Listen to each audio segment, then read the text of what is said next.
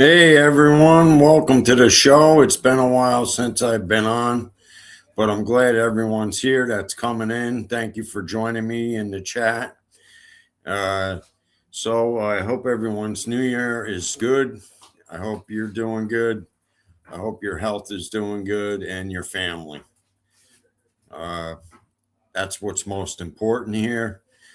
Jesse, thank you for having me on your show.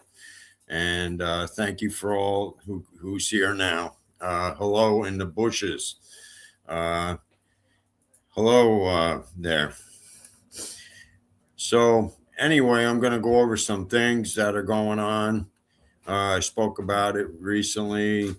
Going in school, got a new semester coming up, and I want to get down to the nitty gritty and start doing more shows and just start making it more important to me. That's my goal this year is to start doing more shows, start putting my best foot forward, and start showing some more uh, like jokes and pranks and stuff like that. Start having more guests on my show. And instead of always doing it alone, it's good to have some guest on. And I figured, I'm sorry about the background noise. That's my son. Uh, he likes to get the dog barking, but the dog's out here with me. The dog's name is Midget. That's what I call him. And sometimes when he's naughty, I call him Cocky. So just want to let you know that. So I hope everyone is enjoying so far. And hello, Cheryl. Hello, Mean Green. I'm glad you made it over here. Hello, Texas Granny. Hello, Jesse. Hello, Roni. Uh, Barbara, Buffalo, Texas Granny. Donkey Dick, thank you. Oh, wow. Rainbow Melon. Uh, I don't know.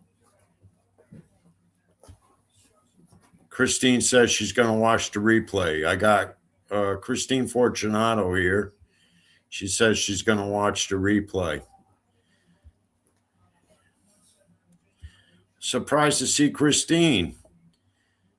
I must have came on just as she was heading into bed. Uh, that's that.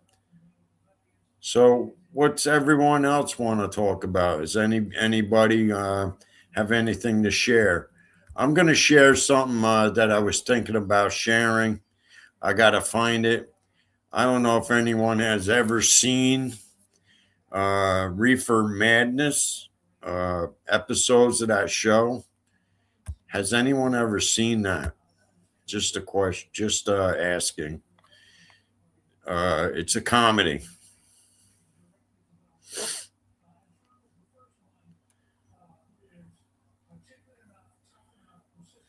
Okay, Cheryl.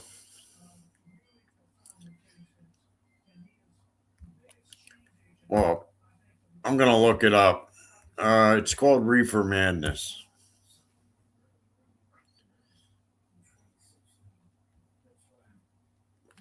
So that's what we're looking up.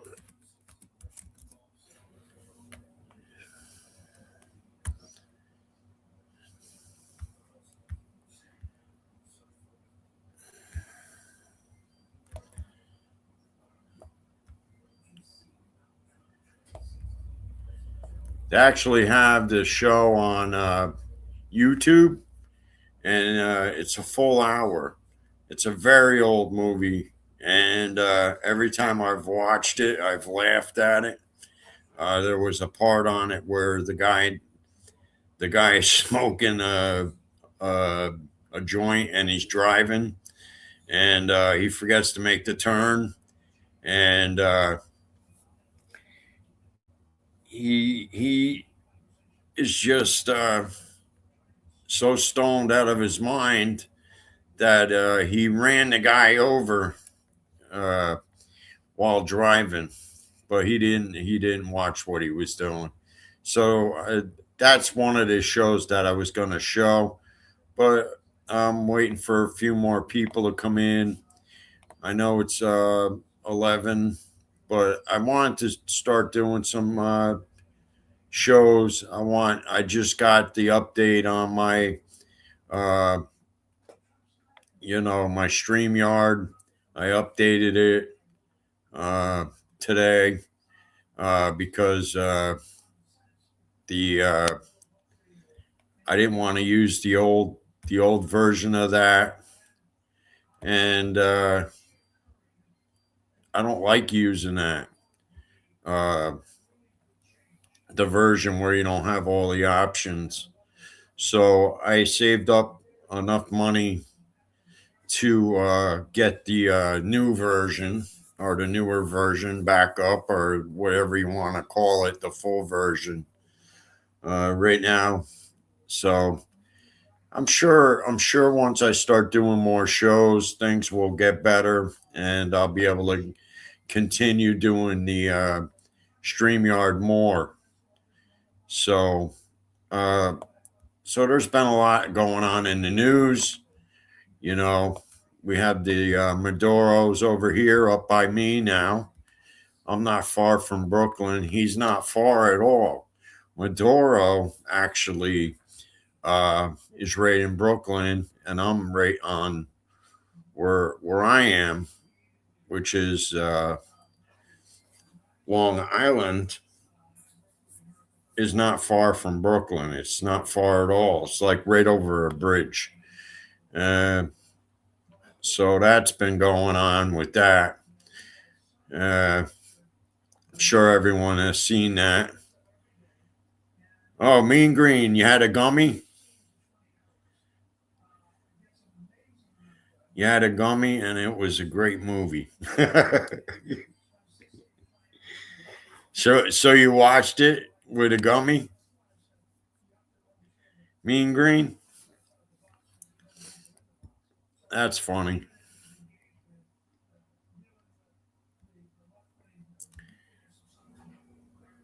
Oh, what's going on? Back when you watched the movie. Oh, okay. Gotcha. I'm feeling a lot better today. Oh, you weren't feeling well? Hey, Jesse. So,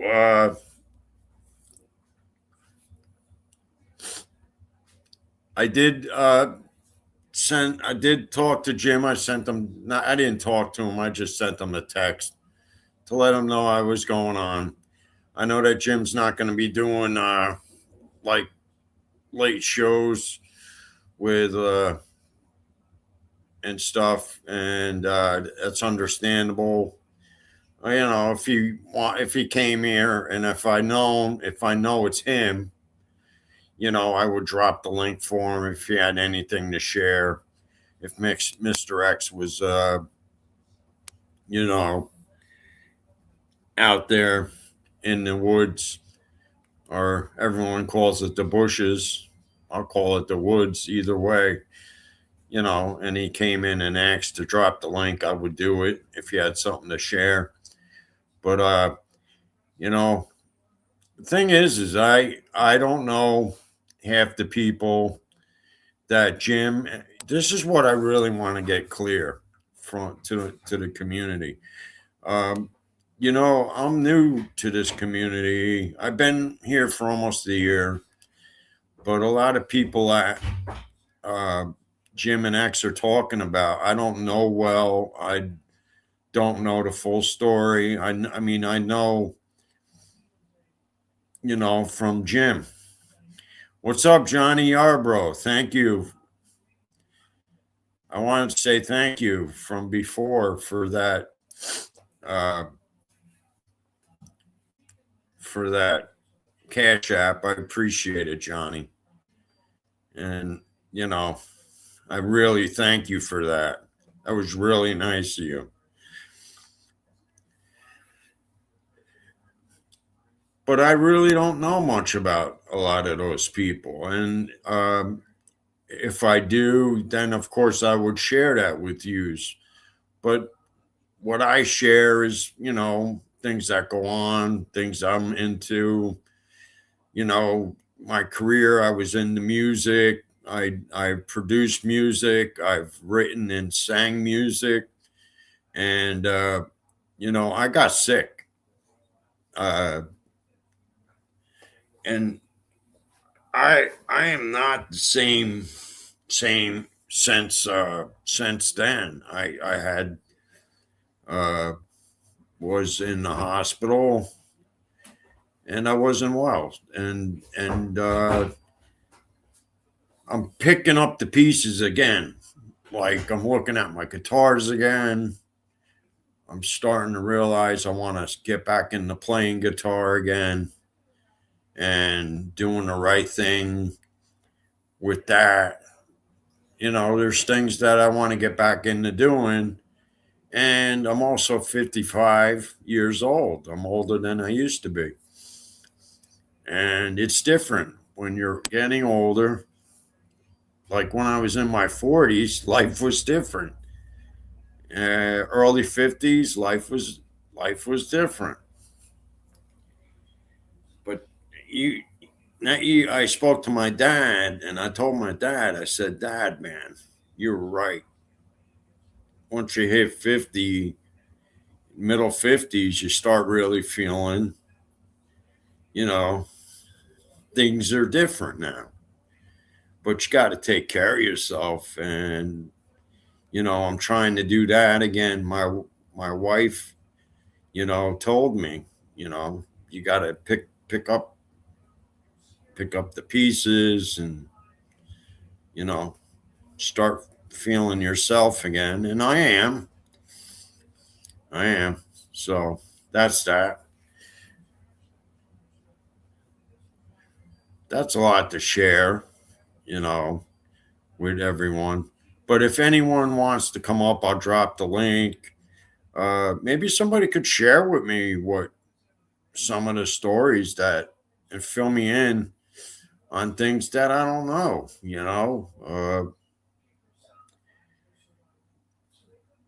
That's what I really that probably would really be good. My son Mark is doing good. Of course, you might hear him running around. He was running around before with the dog. And when I was on Jesse's, I had my mic paused because the dog was barking at my son, and that always happens. But my son is doing very well and always into computers. Most kids are into computers, and you can't get them away from the computer at all. And that is what's been going on with him. That he's into a lot of games. I keep asking him what games does he play. He doesn't tell me, so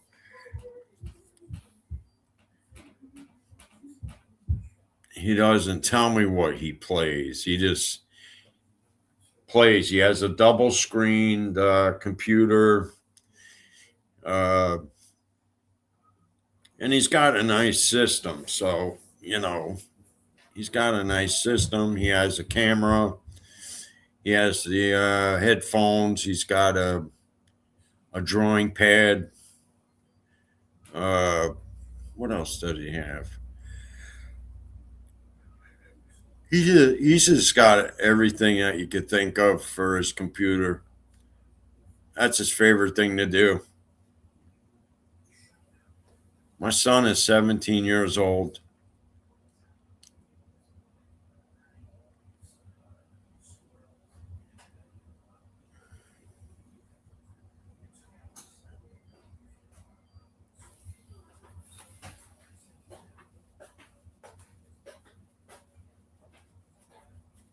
Yeah, my son's 17 years old. Oh man, he yells at me about anything I do. If I'm smoking, he yells at me. He doesn't like the smell of smoke. He tells me to get outside, and he tells my wife to get outside. In cold weather, it's like real cold out. It's too cold out. Sometimes 13 degrees. So we hide. I go in the bathroom and hide from him. What was that?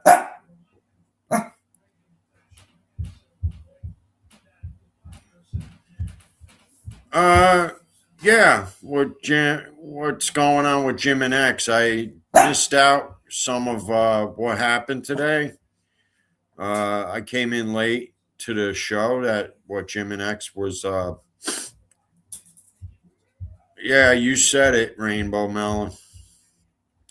I did miss on what Jim and X were talking about today. Uh, on the show that popped up, I missed it, so I just came in on it, and then it was over. Uh, so that's what I was talking about. Might have to watch it on a replay, but I thought maybe somebody wanted to fill me in on something or fill me in on people from the past and how what do they have to do. Oh, okay, that I knew something about that, but I didn't know there was something more going on with Sugar Plum.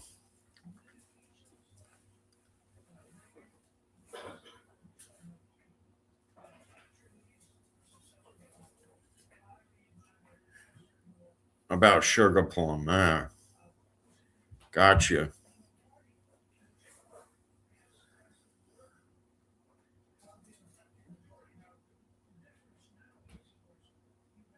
So that was the main thing. Well, I know she was really not being very nice. I mean, not to you, Barbara, and Texas Granny. Hey, Queen of ASEAN. Hey, how are you? Long time no see. Glad you're here.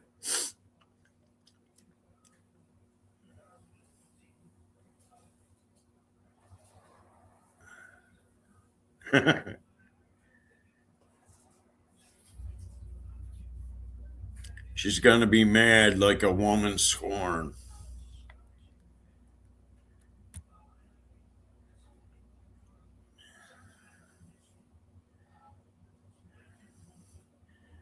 I'm just reading some of the chat. I don't want to, you know.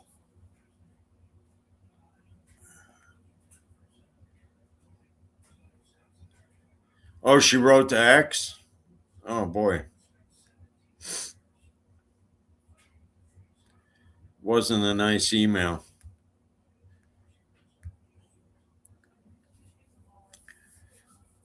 Yeah, that's not right. I bet she wouldn't say that shit to Jimmy Crab Legs. Yeah, I don't know.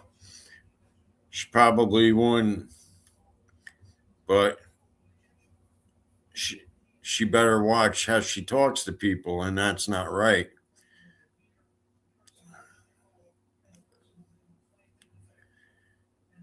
And I heard,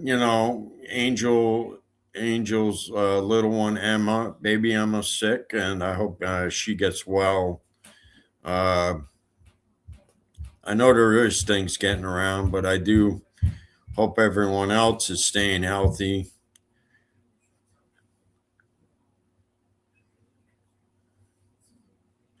Rainbow, you watching from the bushes? Okay.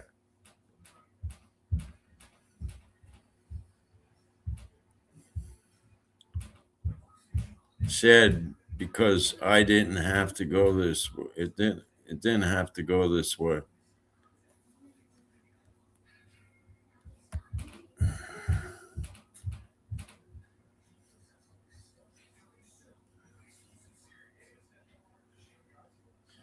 Oh, she is probably.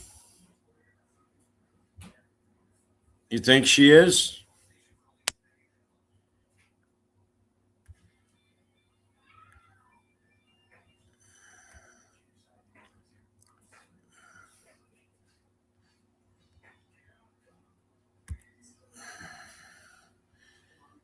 Yeah, she may be.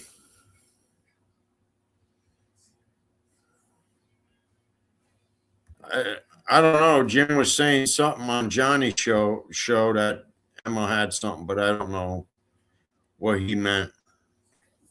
I don't know. I don't think. I don't think. I'm not sure if Jim was telling us because Jim sometimes makes something funny. Yeah, it's been a little bit of time. We miss seeing her, and Tony Silo too. Hope Tony Silo's doing well. I don't know. I saw Tony Silo in Johnny's chat the other day. Where else did I see him? Who else's chat was he in? Was it just Johnny's? I saw Tony Silo.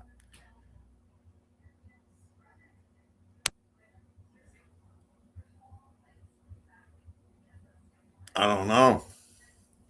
I don't know why Tony doesn't do us. Tony should do a show on Mondays, uh, but he's always busy. I know that he said he was at a hockey game. Oh, you think Jim was fibbing? A lot of laughs too.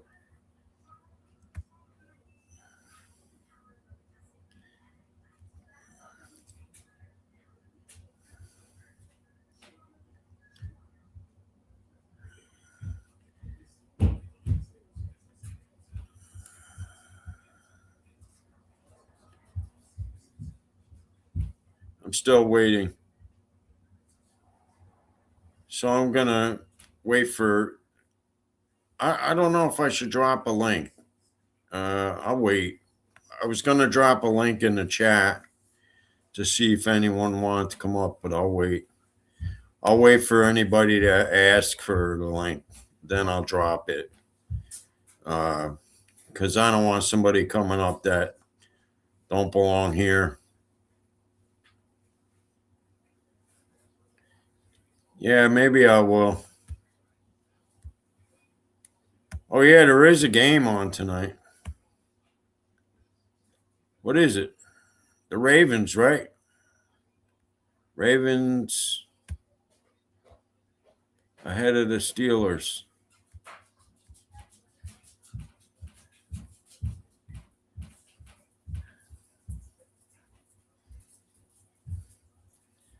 Yeah. Hey, Carol. There's Mean Green. All right, I'm going to drop the link in the chat. See if anybody wants to.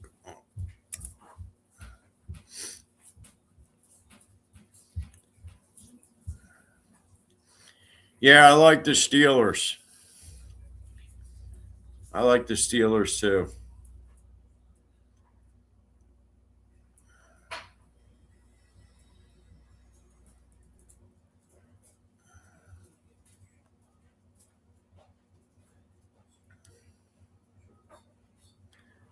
I always liked the Steelers. I liked the Steelers when I was young. But I did drop the link. If anyone wants to come up, you're welcome to come up, talk to me. I don't know if anyone's watching the game.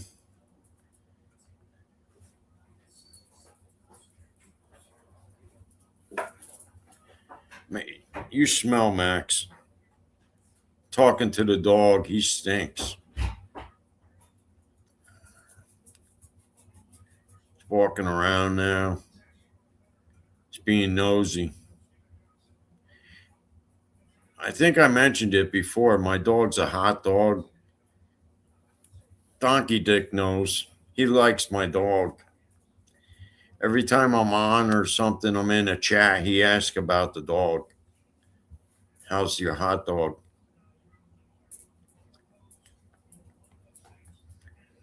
Donkey Dick, he's a riot. He makes up. He comes out with some good ones, some good jokes, and I like him. He's a mod here.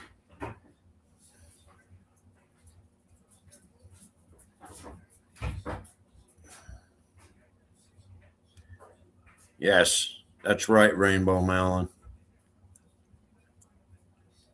Is there anybody in the chat watching the game or no? Donkey Dick. Not Donk. Donkey Dick. There he is, Donkey Dick. Who's Donk?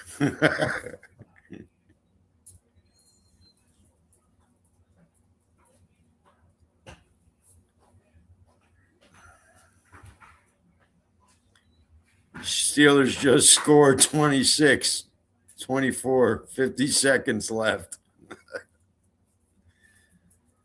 That's perfect. Texas Granny, thank you. Steelers just scored 26, 24. 50 seconds left. Long time, man. Good to see you back.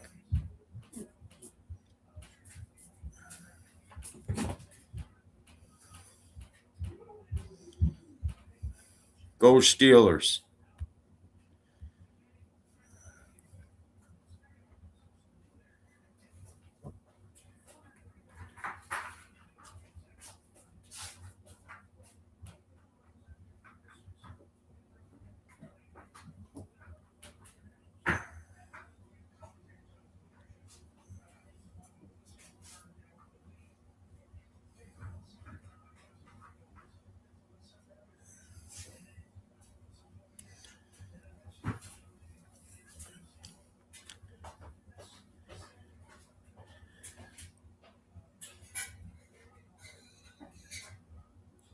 We have somebody called SoCal Flight Club. I need to change that.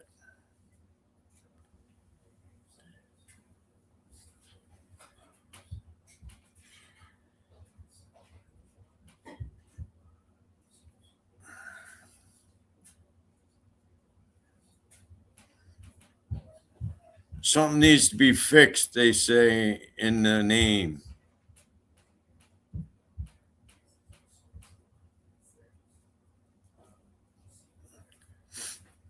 So if you know SoCal Flight Club, his name is Skyhawk78. And he knows Johnny.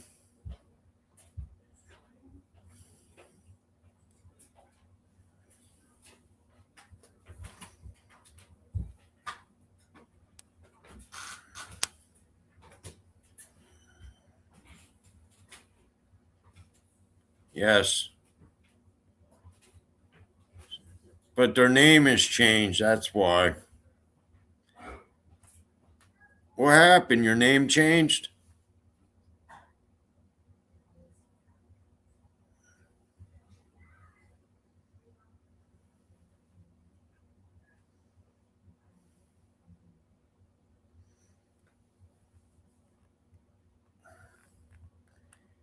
YouTube did that. That's right. YouTube changed names.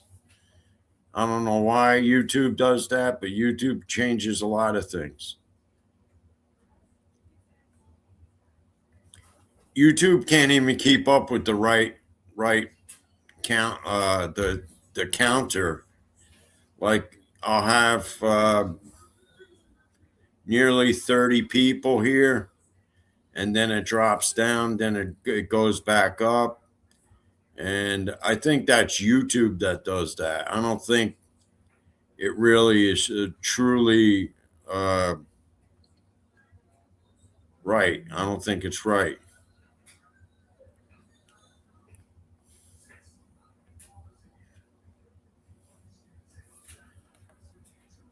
Let me see something.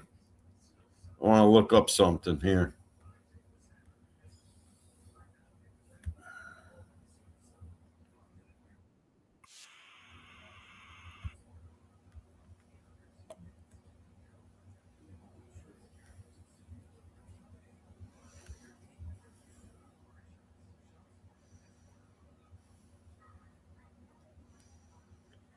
I'm looking at something. Just give me a second.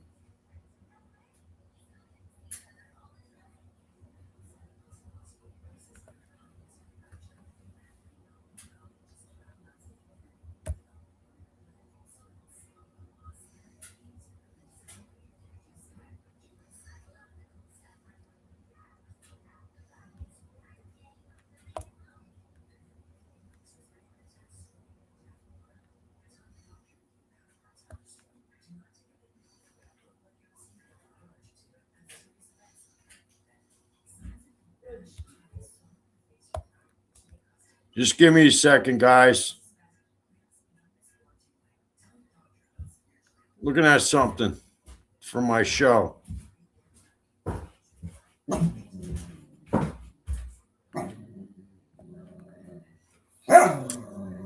You're hearing my dog. He's starting to bark at Mark.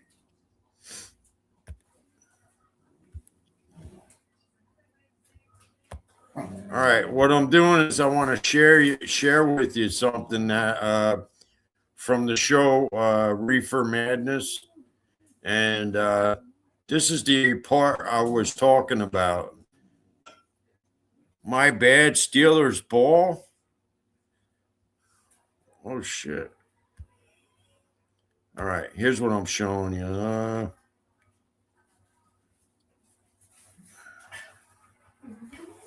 Share my screen.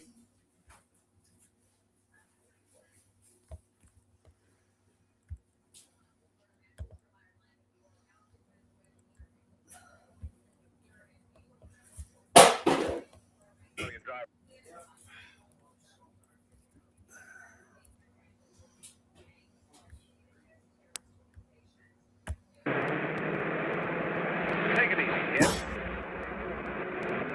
Hold on, you'll kill somebody.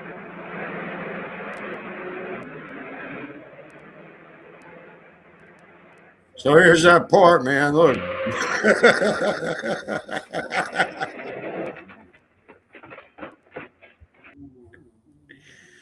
That was hilarious, man. You see that?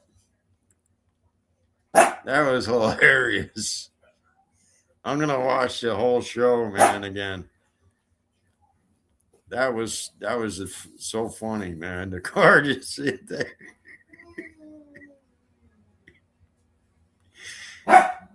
He was driving. That's from Reefer Madness, and the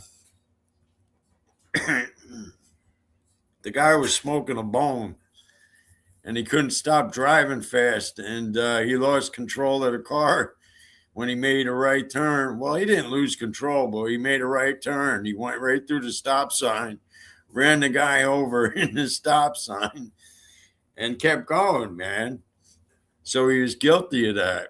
So, but I had to laugh when I saw that. But that was funny. That's why I laughed. It came out in the 1930s, and they made that film color. They made it color now. Rainbow Melon, if you ever get a chance, if you haven't already, watch that movie for some laughs. It's called Reefer Madness. And it's a funny movie, man. It is. It's funny.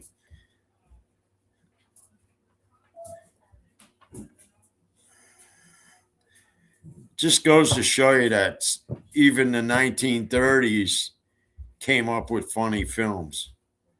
You remember that film, Skyhawk?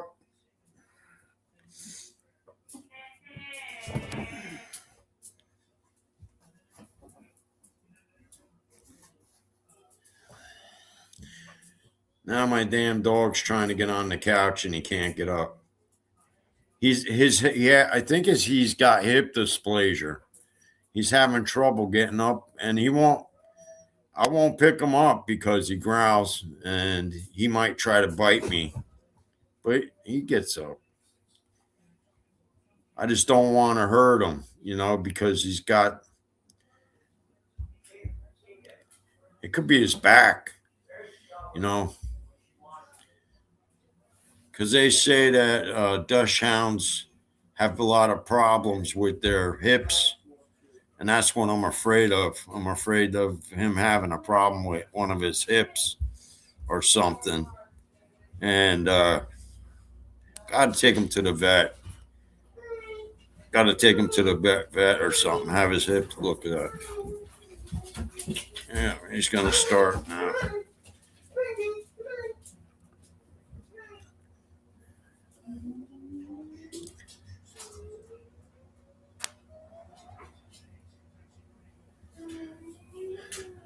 Do I have more videos? That was one I was just thinking about showing. Uh, Let me see. That one's just funny.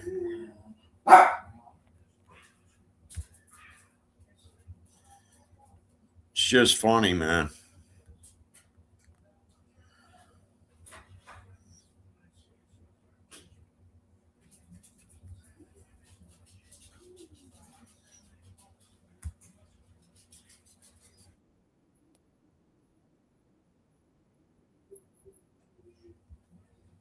I'm looking up some videos. So just give me a minute. I'm looking up another video.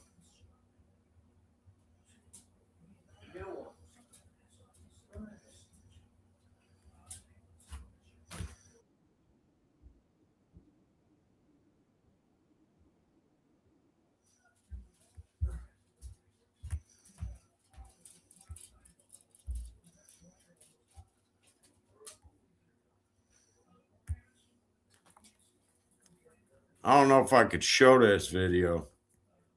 I won't show this one. This one might be a bad video to show. Let me see who's through.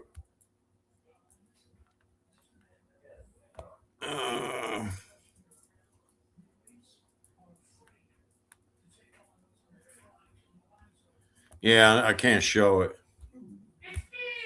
You know what I got to do? I'm going to have to check some more videos when I'm ready, when I do another show.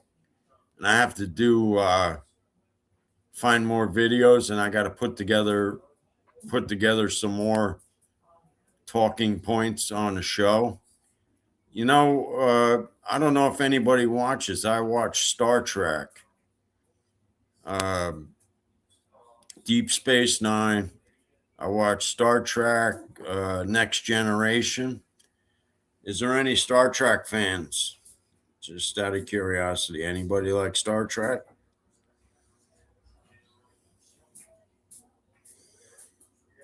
Anybody watch Star Trek? I watched Star Trek, Star Wars.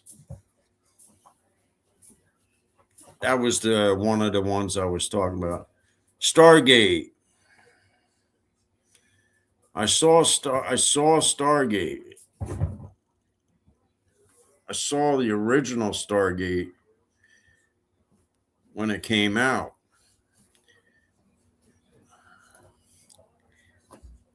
I have watched The Bold and Beautiful. I have not.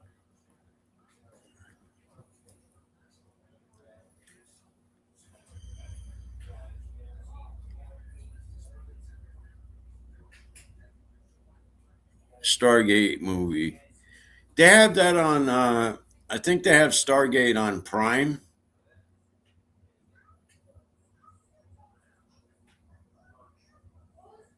Yeah. Hey PC. Glad you're here, man. I'm glad you're here. PZ's here, everyone.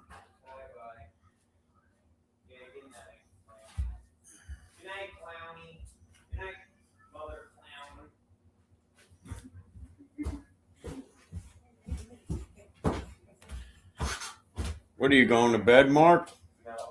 Oh, I was just asking my son if he was going to bed because he was calling my. He has a habit of calling my wife a clown. She's not a clown.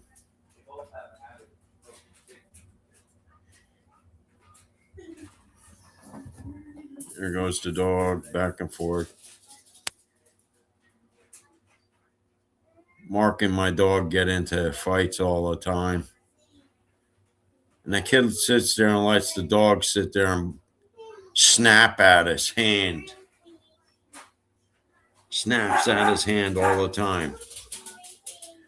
You know what I'm going to do is go through that video, Reefer Madness, and find a couple other parts of that video and that I consider funny. Especially in the part of the movie, there's a piano player playing, and he can't stop. He goes in hides, smokes one up, goes back out, jumps back on the piano. He's dancing around on the piano playing, and that's a hilarious one. That one is stupid. Makes me so. It's stupid but funny. Yeah, there's a piano scene there in it, and his face is funny looking, man. His face is funny looking in the scene. It's so funny. Let me see. There we go.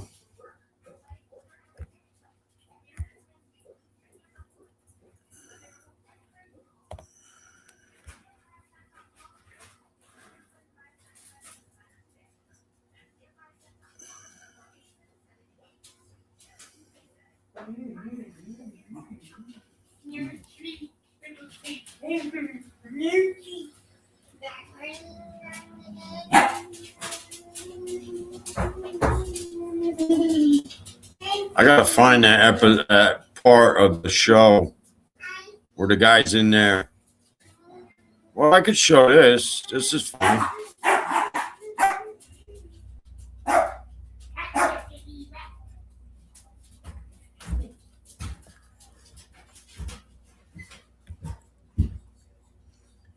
I'm going to show this part of it. I'm going to show this. This is funny. Just give me 1 second. I'm going to share the screen.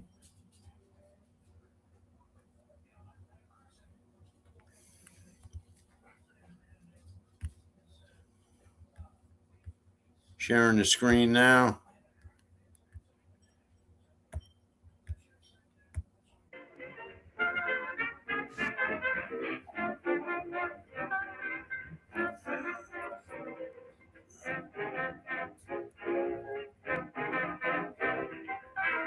I thought you were a squirt.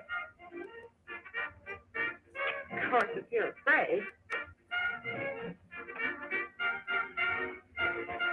That's better. That's more like it. I know you like that. Really, you will. Now just take a puff of it.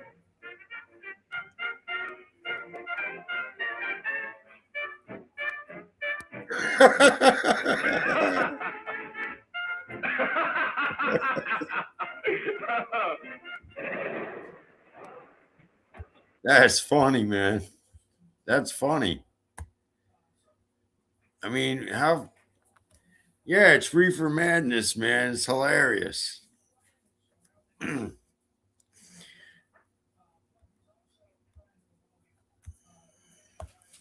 What's that? I missed what you said, Rainbow Melon. I'm looking, trying to find out what you said. I got to try to find that.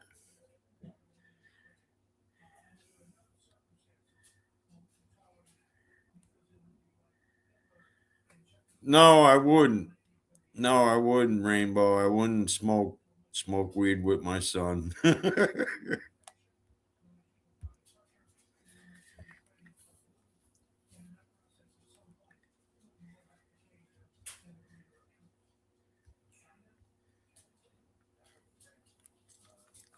Well, the topic is El Chapo's over here. That's one big chat. And tomorrow, the court case is going to take place.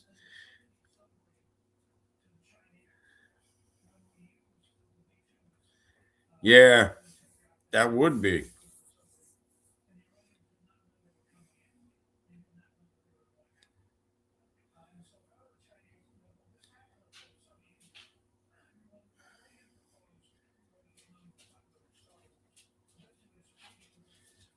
What kind of license? Driver's license? Mean Green? Rainbow, I didn't even get a license until my kids were in college.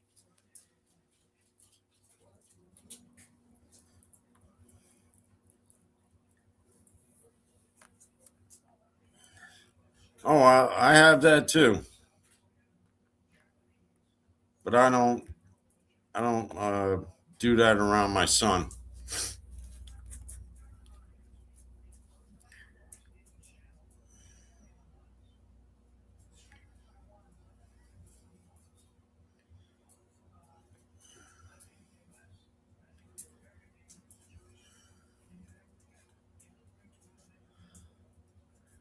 I'm wearing out. So has anybody got anything else exciting to do?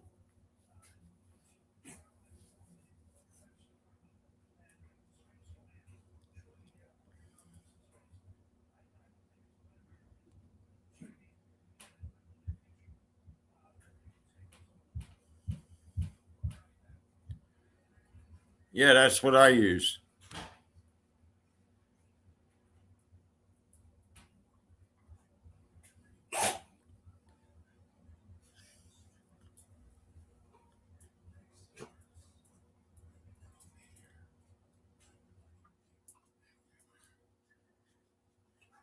How are my psychology classes? Mean Green, is that what are you asking me or you asking somebody else?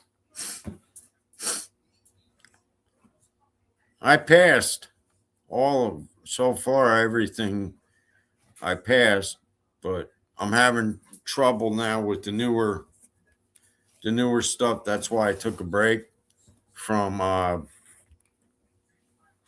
I took some time. I'm taking like 2 months off from the college semesters because I needed to gain back my composure because I was burning out.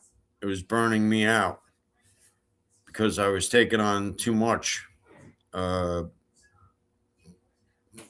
classes in my psychology.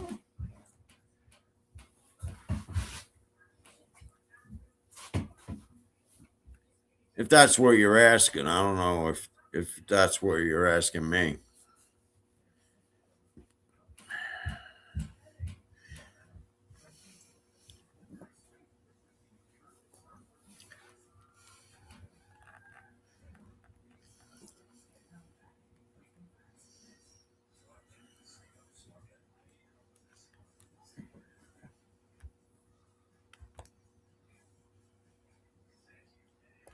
I think I'm falling behind in the chat.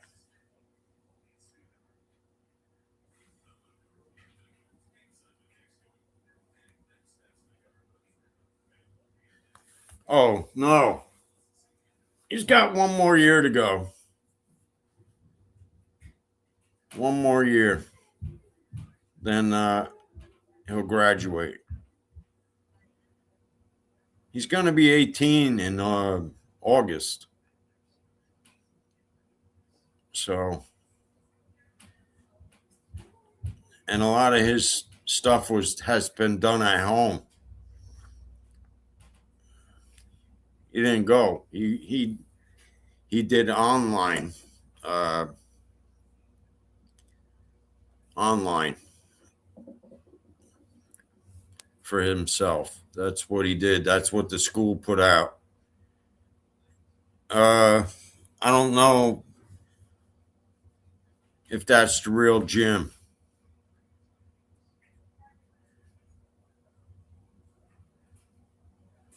Texas Granny, is that really him?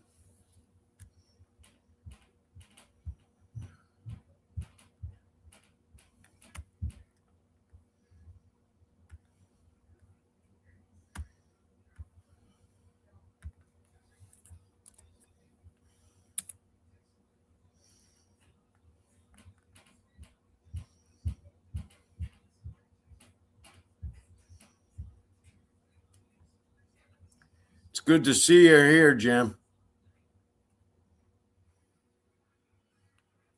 I did drop the link, though, if you need it.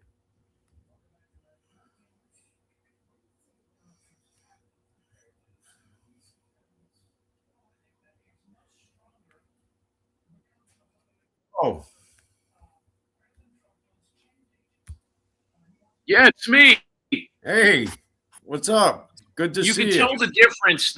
My name does not have a black circle around the crab. The fake one has a black circle. I'm sure they'll change it now, but yeah, that's me. Good to see Barbara Buffalo, Texas Granny, PZ, Rainbow Negro, and PZ. many others are here. Good to see Mean Green. I was listening to them earlier. That football game was on tonight, man. That was insane. What an ending. Pittsburgh wins. So Pittsburgh, a week from Monday on Monday Night Football, a week from this Monday, plays in the playoff game, and Houston comes to Pittsburgh. So good to see Kathy Fagan here as well. Yeah, I heard some good news about the game. Pittsburgh did it. Yeah, they won it. Mr. X is on cloud nine, and so he'll be very I'm on interested cloud in nine with watching it, that too. game next Monday. I can't believe it. Let me see if the lines are out for next week already. They should be. Rams are 10-point favorites over Carolina. Packers are 1.5 over Chicago. Buffalo 1.5 over Jacksonville. 49ers are 3.5-point underdogs to Philadelphia, which means Philadelphia's favorite. The Patriots are 3.5 over the Chargers. And Pittsburgh is a 3-point underdog at home against Houston. Very interesting with a total of 39.5. I like Pittsburgh in that game. So there you go. That's good. So how you doing? I'm doing good. What's the latest over here, dude? What's going on with you and your son? Good. Mark's upstairs. He's getting ready for bed. And I got my StreamYard back. I wanted to get the the package again. And start my show up again. And then I was just trying to find out what was going on. I missed a little bit of your show earlier with X. And people were telling me it had something to do with Sugar Plum. And of course, I knew something that was going on. She was trying to get on the OTT. Right? So yeah, she had actually purchased the OTT. I mean, we can't stop her from purchasing it. And it just seemed like a bad mix. I think she had gone too far down the path. Even with people like Adele, who I haven't seen in a few days, and some of these that buy other memberships. I mean, I could understand that, but it just was a little rough. And I'll tell you what, she just went a little too far with things. You know what I mean? She Yeah, I just don't think that she could come back and it be a smooth community, and she wasn't willing to bring anything back to the table. Yeah. You know what I mean? I mean, if she would have had some breaking news on somebody or knew some inside information, she didn't know any of that. Yeah. I just want to start doing things and getting my show back online because people are missing me. They're asking about where I am. Yeah, we haven't seen you around in a while, and somebody said that you had got really ill. Well, I was down and out, for a while there. What happened? Nothing. It's just I go through spurts of where I'm real tired, and I got to go to the doctor tomorrow. He has concern with my blood pressure because it's not getting low. So I want to have that. He wants to monitor that. So I got to go tomorrow. If not, he's going to have to put me on something else. Like, what are you on now? I'm on medications for high blood pressure. So like you're on a blood thinner? I don't know too much about that stuff. No, I'm not. No blood thinners. No blood thinners. Just because I have high blood pressure. When your blood pressure's up, it's not normal. Like usually a normal blood pressure would be something like if there's a nurse there, if we have a nurse, they would tell me, let's say 128 over 60 would be about normal range.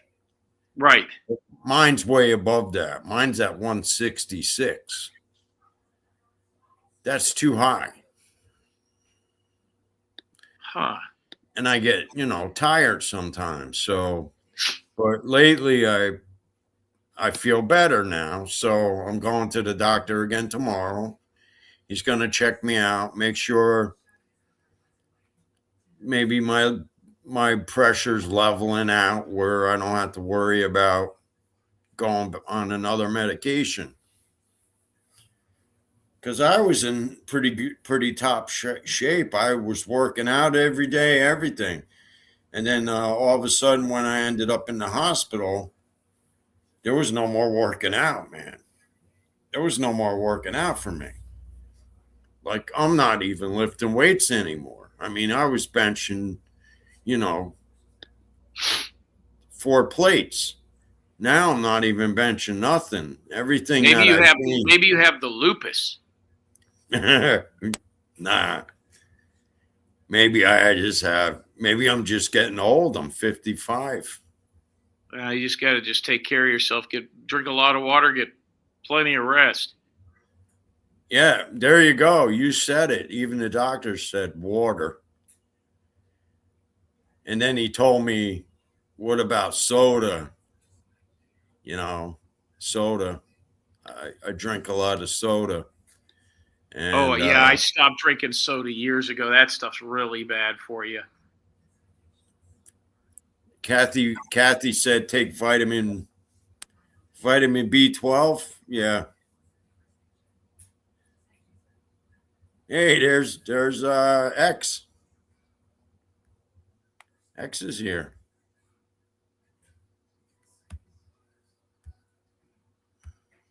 Is he in the chat? Yeah. He said send him the link.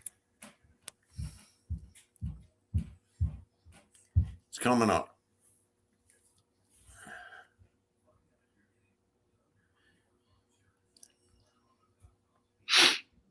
He's probably going to come up and celebrate with you with the game. Yeah, he's a huge Steelers fan. Yo, man. Winner me. You can congratulate me. It's like I won the game. Congratulations. I heard, man. I heard. It was a fucking crazy, crazy game. That's what I heard. I heard they won, man. You win big. Won pretty big. I had the Steelers plus 3.5 and Gainwell over 32.5 yards, receiving yards. Winner. Told people take Gainwell every week. I've been talking about it on XNN, except for last week. He's gone over his receiving yards every single week. He was voted the team MVP. Right. I saw him come in from the Eagles. He won the championship last year with the Eagles, and he was only signed for the league minimum, the veteran minimum. And Rodgers says, I'm going to make you a millionaire next year. And he's the team MVP, and that guy was fucking phenomenal. He scored the game-winning touchdown. I've been talking about him literally every week. It's like I almost know the game. You know what I'm saying? Yeah. Well, you got what you wanted now out of it, right? Yeah. Well, I mean, the Steelers won 9 games. I wanted them to get to 9 games, and they got to 10. So I won the 9 games 2 or 3 weeks ago. But I want to see more Aaron Rodgers. I want Aaron Rodgers to come back. Now, where'd Jim go? I don't know. He said he'd be back. Hey, Kathy, I wanted to share something with you guys that nobody's seen, nobody's heard of. I'll share it here instead of waiting for XNN. But I wanted to thank Texas Granny, Barbara Buffalo, Carol H., and if I'm not mistaken, Tessie. They came in with PayPal's at the end of the Mr. Expose You. And I don't know, my PayPal didn't update, so I didn't see it when it was going on. I don't know what the fuck that was all about, but thank you to them, all 4 of them, for that. I saw I it. should have. Yeah, and Johnny gave me a Cash App. I don't even have my phone on me, so I don't even know what's going on. There's Texas Granny right there. So Yeah, where's Jim at? I want to share this with you guys. This is so crazy. I got the by the way, all the shows already set up for Monday, Tuesday, Wednesday. If that's there's Barbara Buffalo. So that's all done. The newsletter hasn't gone out yet, but I'll do that tonight. Okay. Yeah, I don't get a newsletter. You're on there or no? No. Well, I can add you if you really want to. It's just something. I mean, it's basically the information that's already out there. I'm just sending an email twice a week. Click the link and make it easier. It's not a big deal. All right. Well, what else is going on here? So I started a show after Jesse, because Jesse went on. And I did tell Jim that I was going on. And I updated my StreamYard because I had it on free. And I wanted to get the full version because I don't like the free version. Right. And, want to get back into starting my shows again. I was feeling up to it, and I did. And I held it by, and good. Yeah, I'm glad you're doing more shows. Yeah, I'm going to do more shows. I could do these. I can handle doing the shows, and it's still a little hard doing it by yourself. Don't worry, Yeah, it is. But hopefully, I'm trying, my best to hold it off and come up with ideas. I came up with some ideas, some things I was talking about, and I showed a couple video clips that I liked from a movie called, I don't know. You ever see Reefer Madness? I know what it is. It's an old movie. I don't know if I've ever seen it. I think it's a public domain movie, if I'm not mistaken now. Yeah, it is. But, I know what it is. I don't think I've ever sat down and seen it. It's just so funny, man. It's a funny movie. I never really got into. I don't want to judge it because I've never seen it. But a lot of the weed movies, like the Cheech and Chong, because I guess I'm not a pot smoker at all. I never really got into them. The only one that I found like halfway funny, obviously, I like Friday, and I don't know if that's really fully a weed movie. It seems like it is, but I like Half Baked. But yeah, I don't know. Like the Cheech and Chong ones, I really never got into. I don't know. I don't know. This one's pretty funny, man. It's just they're trying to put an end to the weed, and that's the basis of the program of the movie. Is they're trying to stop kids from smoking it. Right. Yeah, they were trying to. But it is funny. Yeah, it's crazy. It's crazy. All these, movies are 100 years old, I think. Mean Green likes Up in Smoke. Yeah, people do like that kind of stuff. It's not for me to judge, but the movie Up in Smoke. That's the Cheech and Chong one. Cheech and Chong. Yeah. And that is funny. That's a funny movie, man. I'm telling you that. And they did a whole movie without a script, it seems like. Yeah, they basically did. But those guys were their own thing, and they were, funny and all that. God, I want to get Jim on here because I want to show him something. I want to show it to you, too, while we got it here, instead of waiting for, I'll do this publicly and, call out who I got to call out. Yeah. You should call him. He said he's coming back on. Okay, hold on. I'm calling him right now. I was just posting that I was over here on the community tab. Hold on one second. Calling right now. Calling the Gizzard Neck. Hey, come up on Shark Hitters real quick. I want to show you something that happened to me. Well, not happened to me. It happened to somebody else. Hurry up. Yeah, it didn't happen to me. It happened to somebody else. Sorry about that. Right. Happened to me indirectly.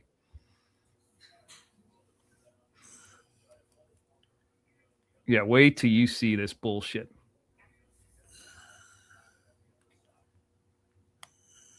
This is crazy. This is like something that's like brand new. I, in fact, just heard about this tonight. Did? Yeah, this is like after the show. I want to explain the story. Are you kidding? When Jim comes up, so like you guys can see. I was going to wait till XNN, but I'll just do it now. I'll probably talk about it again on XNN. Oh, they're showing Universal City Walk with a. You see that right? Oh, you guys aren't in LA. What am I thinking about? Forget it. Forget it. No, I'm over here on Long Island, man. Yeah, they're the after the game Sunday night show. They have like a live from Universal City Walk kind of show. Usually they talk about the Rams and stuff, but it's called the Challenge. The Rams. Yeah, the Rams, the LA Rams. Yeah, yeah, the Rams. Fuck, they're the first game this weekend. One of the most boring teams to watch.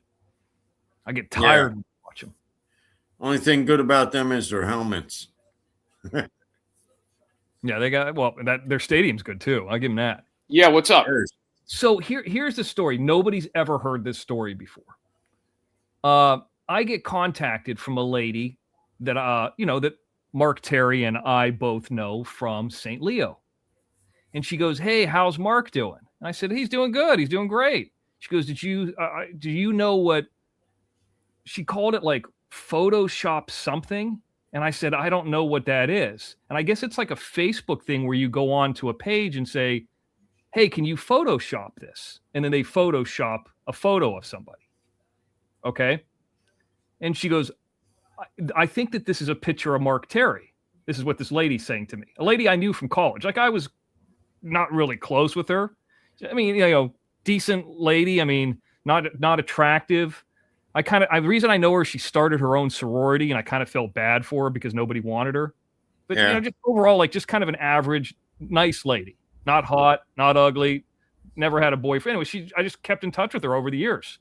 And I probably haven't talked to her in 15 years. So it was odd. I thought maybe it was spam. So she says, "Did you see this?" And I said, "No."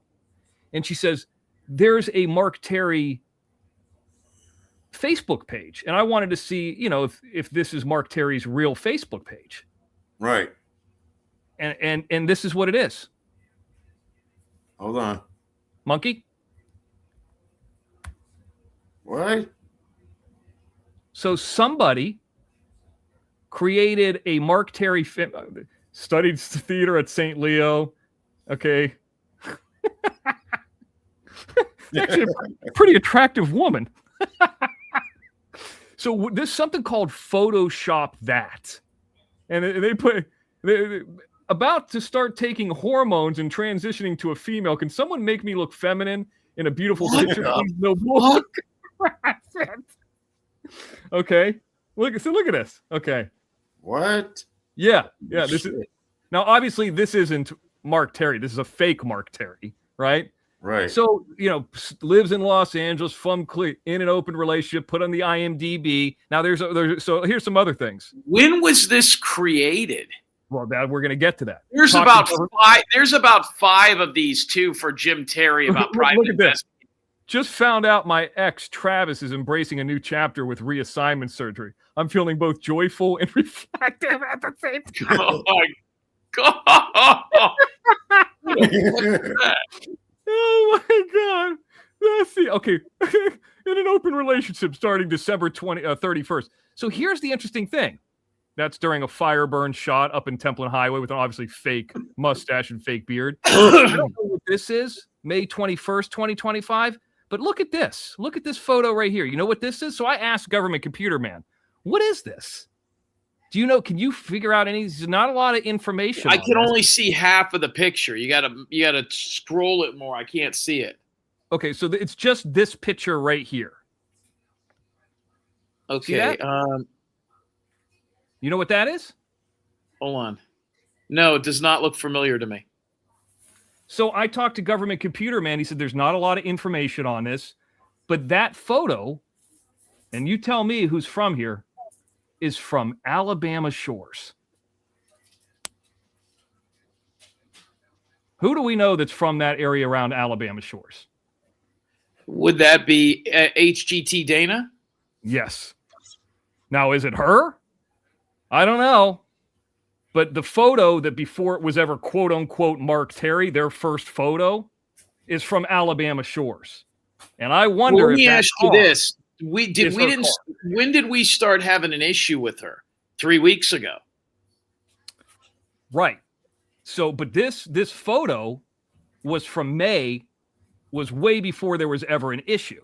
So this was their first ever photo. They could have changed the screen name to Mark Terry and then put up as of the 31st. And how weird is it? A person that I know from St. Leo was happened to be going around and going through this thing and says, forget, Mark Terry's very well known at St. Leo. Okay. I know you guys are going to think that's a joke, but he's very well known there. What can you do? What can you do with this? Because I've reported the other ones. They're hard to take down. So you take down a report, and Mark had to do this. He had to take down a report and say, this is me. I was going to say that he probably looks better as a woman than a man. God almighty. Are there any likes or comments or thumbs up or anything on it? Yeah, there's on some, any of the pictures. Yeah, if you go to those and click on those, it'll tell you who liked it and who thumbed up it. Don't do it. Pray to God and ask for mercy and enlightenment. God made you a male for a reason. Who said that? I don't know. Charlie sending love. Go down to the thumbs up and click on those and see who the people are that thumbs it up or laughed or whatever.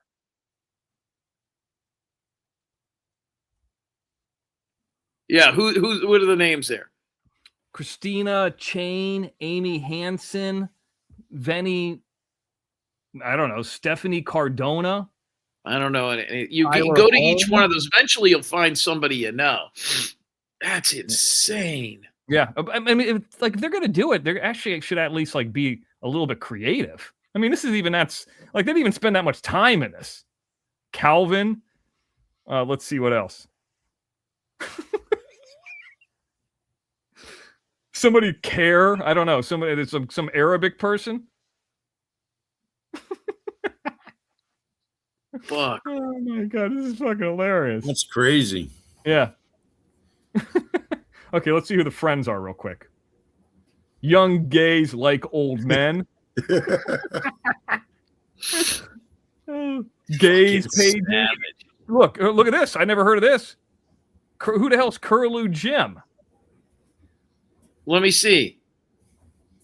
Boy culture. Gaiete. Curlew Jim. Is that real? Is that CGI? Look at them. They're trying to make it look like people are protesting. Is that real? Yeah, so that was during the Dylan Rounds thing. All those people showed up at my father's business to protest. No, that's not real, is it? No, that's a real. That's his. I think that's his real page. I don't know.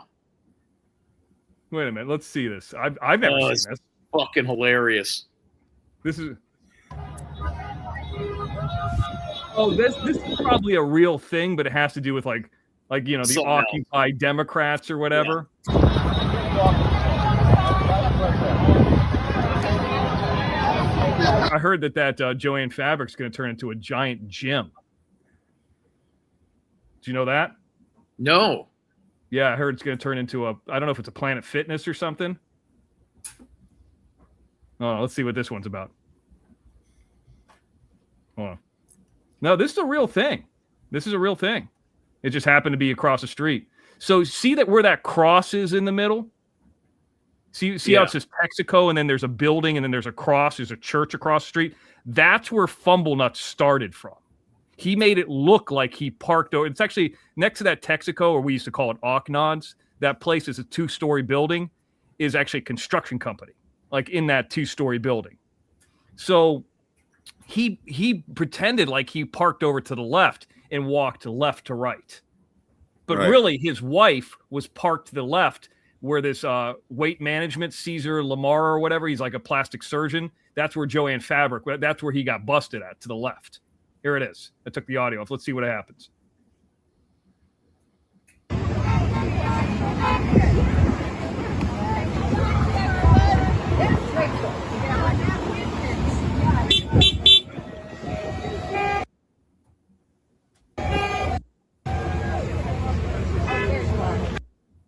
Oh, so that's all about Donald Trump. No clowns. That was that. No King's Day. That's what it was called. Oh yeah.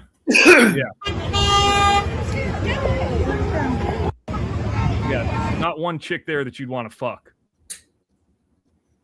What do they get paid? Trying to look like or picketing Jim Terry music. Yeah.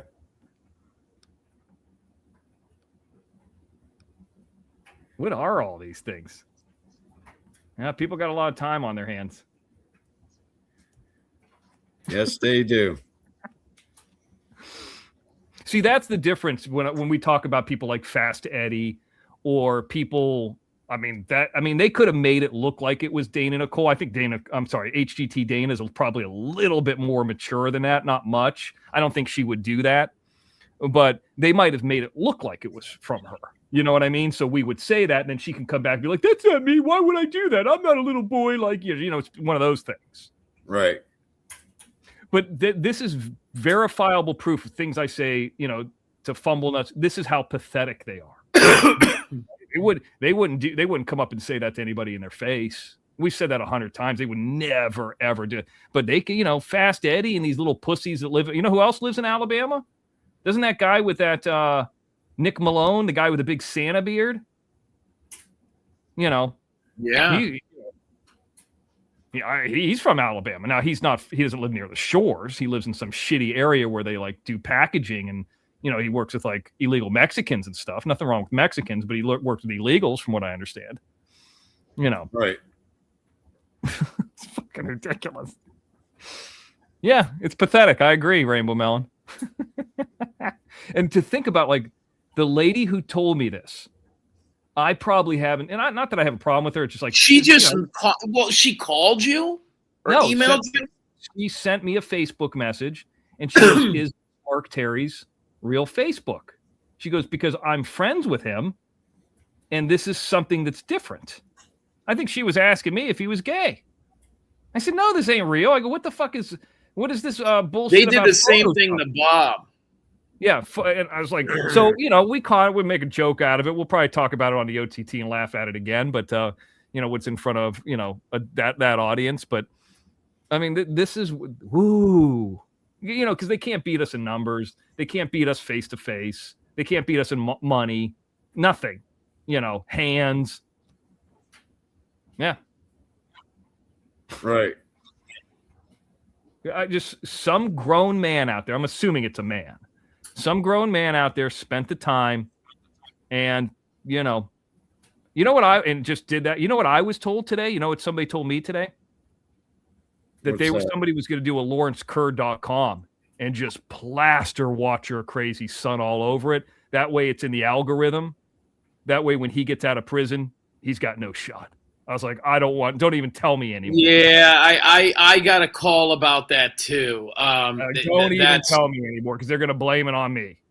Yeah, we're going to get blamed for that. I do have ChristopherNeilLee.com being developed, but we don't know Lawrence Kerr. If they reference with you know, the Rolling Stone article, which I believe that could be removed very easily. But, you know, if there was a LawrenceKerr.com or whatever, it doesn't have to be .com. I mean, she could run out and go buy it to try to take it, but there's a lot of other options. What the person told me, and just like every time he were to put in a resume and they were to do a background check on, just be ding, ding, ding, ding, ding, ding, ding. I was like, whoa! I didn't even think, you know, because we talked about the Christopher Neil Lee, but like, we've done that with Salty Pancakes, and it's just like, I'm not wasting any time on them. But no, you know, that's what they're saying. Somebody told me that today. Yeah. You know, it's just, I think this is how this works is like, they know they really can't do anything to me, you, or like Shark Kid or really Bob or anybody. But, and then they'll try to go after somebody. And I hate to say weak link, but like somebody who is, their emotions are a little bit softer. They're going to be affected by this more after you go through it for like 3 or 4 years. Good night, Cheryl. You know, yeah. Hey, Cheryl. Like, you know, it doesn't bother you as much. You almost laugh. Thank you, Cheryl, for the Cash App earlier. Thank you. Yeah, thank you, Cheryl. But and I hate this. I'm not saying weak link, but somebody who's, you know, nerves and, you know, got a lot going. Like Kathy Fagan. She's a really nice lady. You know, she's a little bit more emotional. And they go after somebody like her. and okay, she's a contributor, she's a nice lady, she's got a lot going on in her life. They go after her. Well, Right. And they look at that as like kind of a quote unquote, like I said, weak link. You know who that person's going to be going forward? Watcher of Crazy Son. That's going to be who that person is. See, and the difference is, I don't know Kathy Fagan's entire scenario, but like, seems like she has money, seems like she has a good family. By doing this kind of stuff, all you can be is an online annoyance. But by being an online annoyance to Lawrence, he ain't going to have a shit forward. You know what I'm saying? So hope it's worth it. I'm not going to do it, but somebody is. More than likely. Yeah. And that's right. You're right. We got Kathy's back, and that kid ain't going to have anybody that has his back when he gets out. We'll see. I'll just be watching. I think the first thing that's going to fall is going to be Foss. Foss is going to go to jail, and he'll probably go away for a while. You know what I mean? That'll start the debacle. Right around that time is probably when Leanne will be having to make her tough decision, which it's not going to be tough. We know what she's going to do, and she'll get pressed even harder. Well, she'll just opt out. I mean, I think you could even do it online if I'm not mistaken. She'll opt out. She'll cower out, and then we'll be forced with the decision if we're going to take something federally or not. And I think that her infringement has stopped. But if she starts it back up again, then we'll deal with that problem when we get to it. What's up, Johnny? What's up, man? How you guys doing tonight? How you Good. doing, Doing great. How about the Steelers? They look good. Well, not really, yeah, but they dude. won. Hey, Mr. X, I got me a pair of I don't know who the football team this guy I know he plays for the Texans, but it's MEGAWATT. What is it? His jersey? No, it's a pair of brand new Nike shoes that I got today, and it has a Texas emblem, like the guy that plays for the Texans, I guess. Yeah. It has the emblem of the Texas logo on the shoes too. Huh. I didn't even know they had those kind of things. They're brand new regular price. They're $199. Guess how much I got them for today? How much? I got them for $49.99 plus 25% off. So what size are they? 12. Oh, that's my size. I tell you what, I wouldn't wear any Texans shoes before the Texans Steelers play the Texans next week. But I can tell you this: you might be able to sell those. You could probably put those on eBay and make some money off them. Yeah, that's what Mean Green said earlier too. Speaking of which, here is the Steelers line for next week. They are +3, no respect, once again, at home, 39 and a hook against the Houston Texans. They're going to cremate the Texans, dude. I think if there's two teams they could beat, it'd be the Chargers and the Texans. Yeah. So how many games we got left, Mr. X? 2? No, the season's over. They made the playoffs tonight. They're in the playoffs. They knocked out the Ravens, huh? Yeah, knocked out. Eric Foss is just literally taking it in the ass all season long. I mean, they beat the Ravens twice. I mean, the Ravens were an embarrassment. Lamar Jackson gave up. What's up with all the acne on Lamar Jackson's face? What did he have? You can't tell me that fucking Derrick Henry isn't taking steroids. I mean, is that guy's naturally walking around looking like that? I mean, what's his testosterone level? Like fucking 3,700? I mean, what the fuck? I mean, there are just people walking around that look like that. Even Lamar Jackson looks like he's on the gas.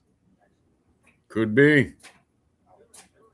Got an acne outbreak at age 30. Just saying.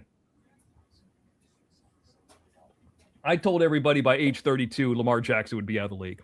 Once he lost the ability to run, he'd be done. He's just lucky that the Steelers have no secondary and he was able to throw up some junk like Shedeur Sanders did last weekend, and the fucking Steelers couldn't cover it.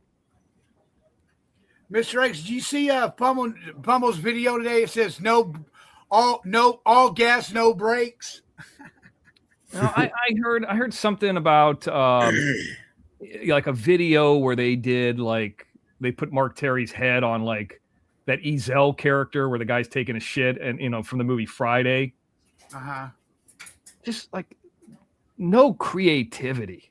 Just fucking Just dumb. Real dumb. And then people like fucking that dickhead, what's his name? That fat slob, Ruben Sanchez, are going to say, this guy's got no creativity. Literally, the Right. Hollywood Reporter reached out to us. Are you fucking kidding me? And then I have a feeling like the next movie that we do, they'll be like, well, he wrote it, but this person directed it. They're better than him. This person did this. Yeah, he didn't do anything. Like, it'll be some other reason. This would be some other bullshit. You know what I mean? You can't win with these losers. But then again, they're losers. So what do you give a fuck? It's something to talk about. I don't see Ruben Sanchez voting on the Screen Actors Guild Awards. Got my card right here. I see who I'm going to vote for. I think Ruben Sanchez is like a hater fan. He probably watched the movie. Nobody's saying the movie's fucking high art. It's supposed to be fun and entertaining. He begged me for an autograph. I signed it, sent to him. He sent me money. I mean, it was hanging on his fucking, it's probably still on his wall. I got to admit that I'm like a little bit jealous of Ruben Sanchez. Okay. Why is that?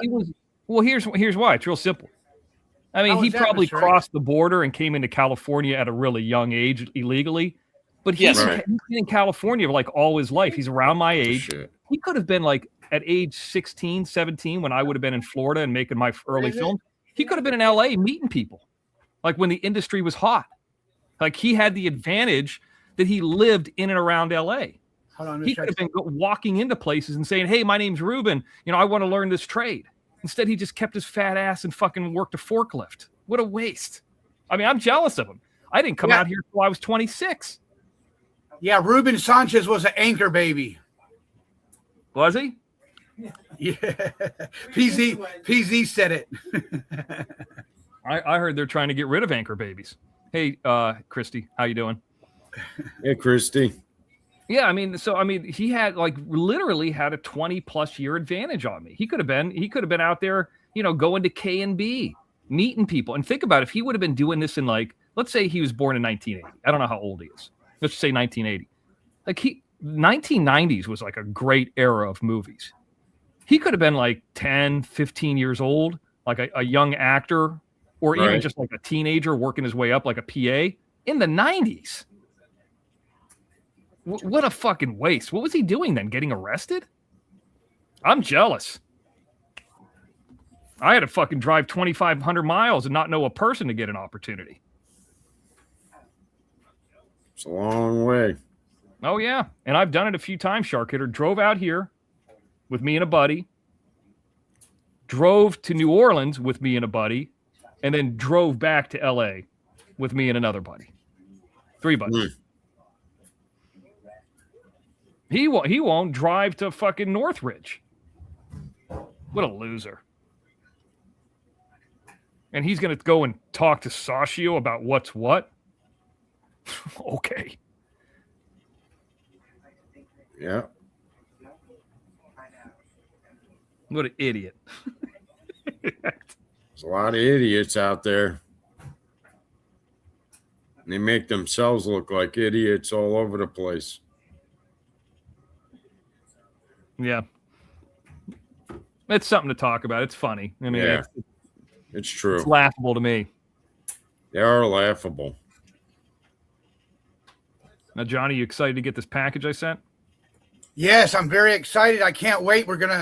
I told PZ today that when I get the package, we're gonna set up something with Jim and you about doing Gays on Patrol, and I'm gonna use the that mic I sent you. It's a pink mic, but you technically could, I don't know if you have like a TV that does this, or I think some computers do this. Like you could plug it into a computer or a TV, and it's like a karaoke mic.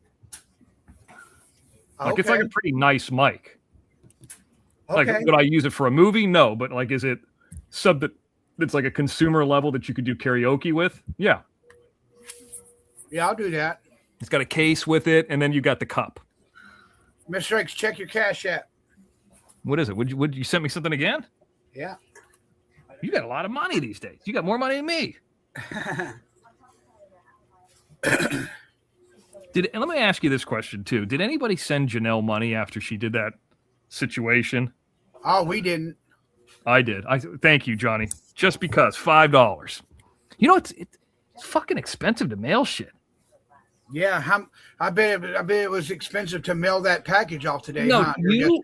to you, it's like, okay, so I sent 2 shirts to Jim, and then it'll be there in 2 days. So yours is actually, it's like $22, which, I mean, you've sent me more than enough. I mean, don't worry about that. But it's like, I remember shit like that used to be like $5 or $6. Yeah. PZ told me that the package will be here tomorrow.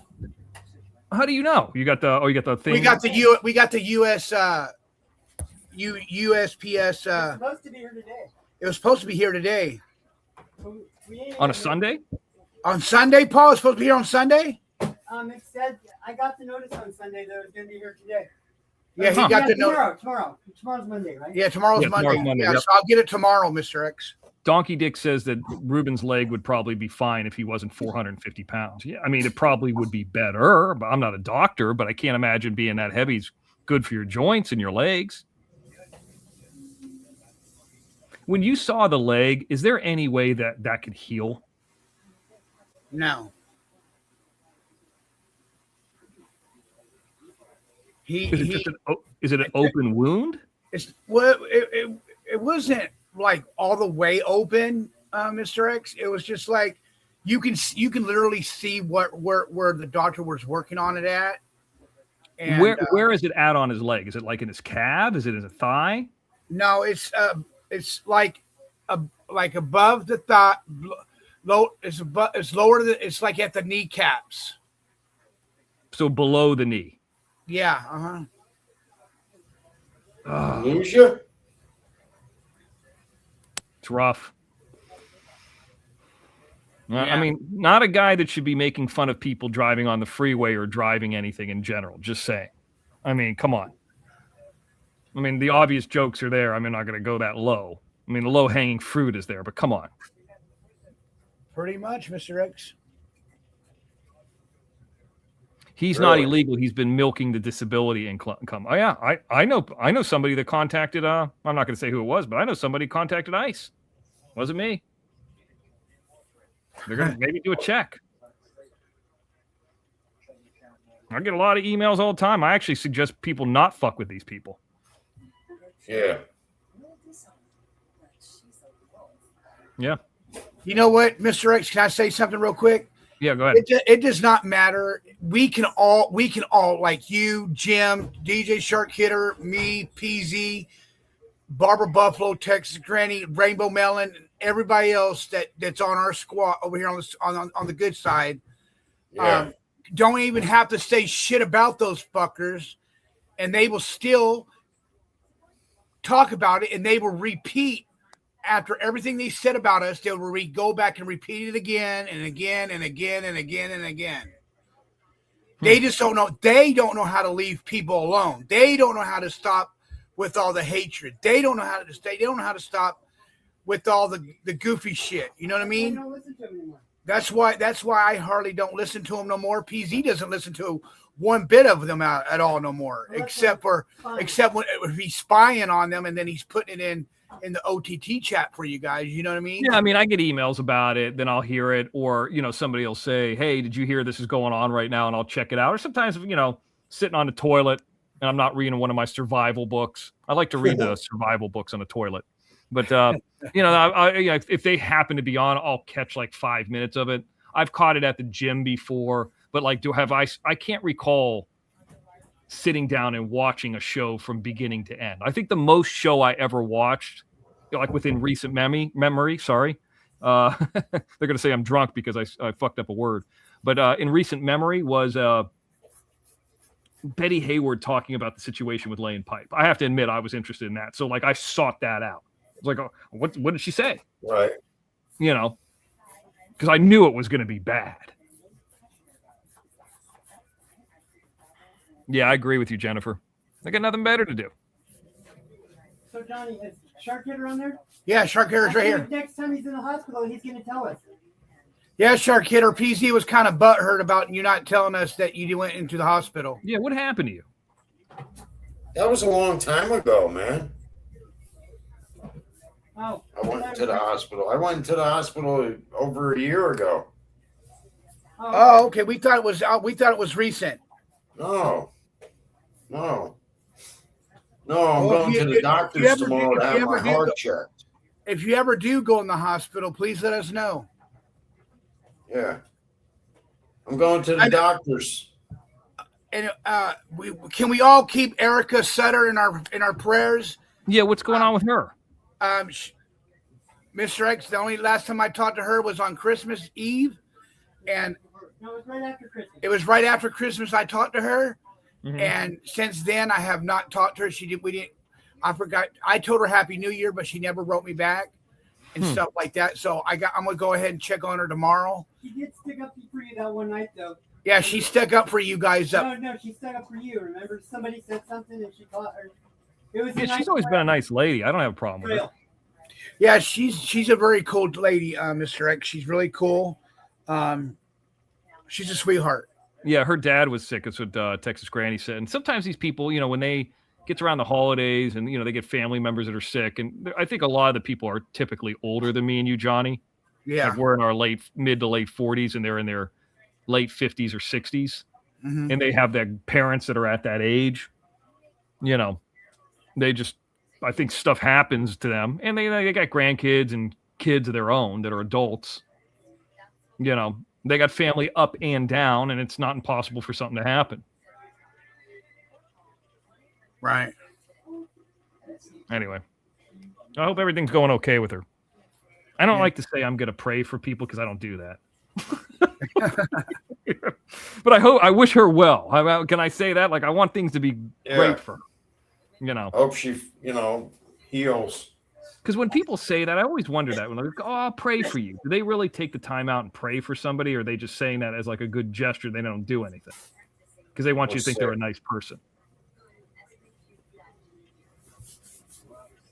And I always wondered about this too. Like, you remember when the wrestling happened back when that guy said John Stossel, where he's like, I think this is fake, and then the guy Dr. B smacked him. It was on 2020. Yeah, I remember. Okay, so when I was in Catholic church as a kid, like in the late 80s, 90s, I used to think I think this is fake. I used to think that to myself. Like, are these people really praying? And then okay, so if I pray for something, and I'm not trying to be anti-religion or anything, but just how what I went through in my process of it. Like, I pray for something, sometimes it would happen, sometimes it wouldn't. But if somebody like Arkansas is praying for something and she keeps being a fuck up in her life, then why isn't she getting the help? Right. Or is it because of her own actions, free will? I don't know. I mean, I do know, but Barbara Buffalo says she prays. The other thing I started doing is once I was at a Catholic university and taking 400 level religion courses, like the writings of Paul, all that kind of stuff, I started looking into it. I mean, the classes weren't meant to question it, but the deeper you get into the theology part of it, I was like, because I already had the doubt in my mind. Then I just said, you know what? I'm going to just walk away from this fucking. But I look at it like this, Johnny, though. I mean, there's people out there and they pray and it helps them. Good for them. I mean, I'm for whatever helps a person. You remember that movie Major League? Yeah. That guy there, that black guy who does the Allstate commercials. He had that little character he prayed to, Joe Boo. Yeah. And he goes, "Fuck you, Joe Boo. I'll hit the home run on my own. I'll hit the curveball." Hey, if Joe Boo works for you, then it works for you. Or any of those others. I've always felt that way. I'm not shit talking it, but it's just, it's not for me. I probably shouldn't say that with this conservative crowd out here, but I mean, at least I'm being honest. And the other thing is I can't for 1 second believe Fumble Nuts is some kind of Christian. There's just no way. And then I used to always say to my mom, so if you murder somebody and then you go into confession, you're cool? How the fuck does that work? Is Hitler in hell? So at the last minute, if you just say, I'm sorry, you're out of it? So you could just be a piece of shit all your life and then just get out of it? I don't understand any of this. I was saying that at 7. Hitler's in I was hell. questioning shit at 7. Hitler belongs there. Well, and like, so let's just figure this out. Who are people in history that would be in hell? Okay, let's say Hitler's probably there. Is Bill Cosby there? Well, he's not dead yet. I mean, so Bill Cosby. What about the guy who killed Hoffa? Like at the end, he repented. Is he good? I don't know, man. And then the other one that I used to always get not into it with my mom, but I disagreed with it, was some of like the traditions. Like Mr. X, young Mr. X, I want to go to McDonald's. You know what I mean? Like that kind of a thing. Yeah. Okay, you can have a fish sandwich. It's Friday. And I'm like, what the, huh? So I said like this, I go, Mom, let me ask you this question. So I want chicken nuggets. You know what I mean? It's Friday. I don't give a shit what day it is. So if I eat a fish sandwich, a filet-o-fish, and I'm going to go to heaven, but if I eat chicken nuggets, I'm going to hell? The fuck? I think this is fake. I want nuggets. Get your nuggets. So, yeah. I didn't normally talk like that. Actually, that voice comes from I've told this story probably before, but that voice comes from one of my first ever jobs. I used to bag groceries. Right. And there was a mom going through the line, and her kid's back was, he was like in the cart. So his legs were like in the cart. So his back was like to me as I was bagging groceries. Granted, I was already working at age 15, like a W-2 job. And right. And she goes, "Oh, you got a nice son." The kid was just the cashier lady. She's like, "You got a nice son." She goes, "Oh, okay." And I could just tell this mom was frazzled.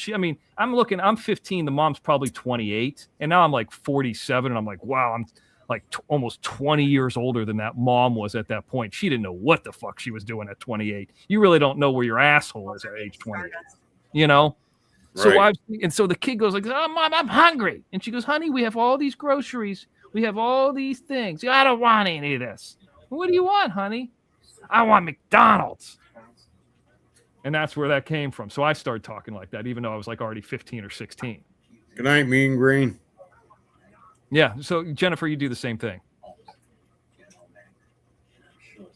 Yeah. And here's another thing too, for like people who have worked in like food service or whatever, and they have like, I don't know, you ever been to like a kosher thing? Yes. Okay, and then like you can't touch the kosher food, and like a certain rabbi has to serve the kosher food a certain way or something like that. I don't know. I've seen it before. I don't fucking like. So I mean, I grew up Catholic. So if I serve you the kosher food, or if I hand you the kosher food, does that mean you're going to hell? Because these dirty hands touched it? What the fuck? Or is it a way to make money? I don't think so. But there are some people that have seen things and felt things and, been through childbirth and done things that I've never done before. And I mean, I'm not questioning what they've been through. I'm not invalidating anything they've been through or felt or seen or, life's passing or this. I'm not taking that away from them, but I don't know. Maybe it was just the area I was from. And then the other thing my mom wanted me to do was to wake up real early, and they had some bullshit sunrise mass. I said, I'm not fucking I'm going to wake up before the sun goes up to go to church?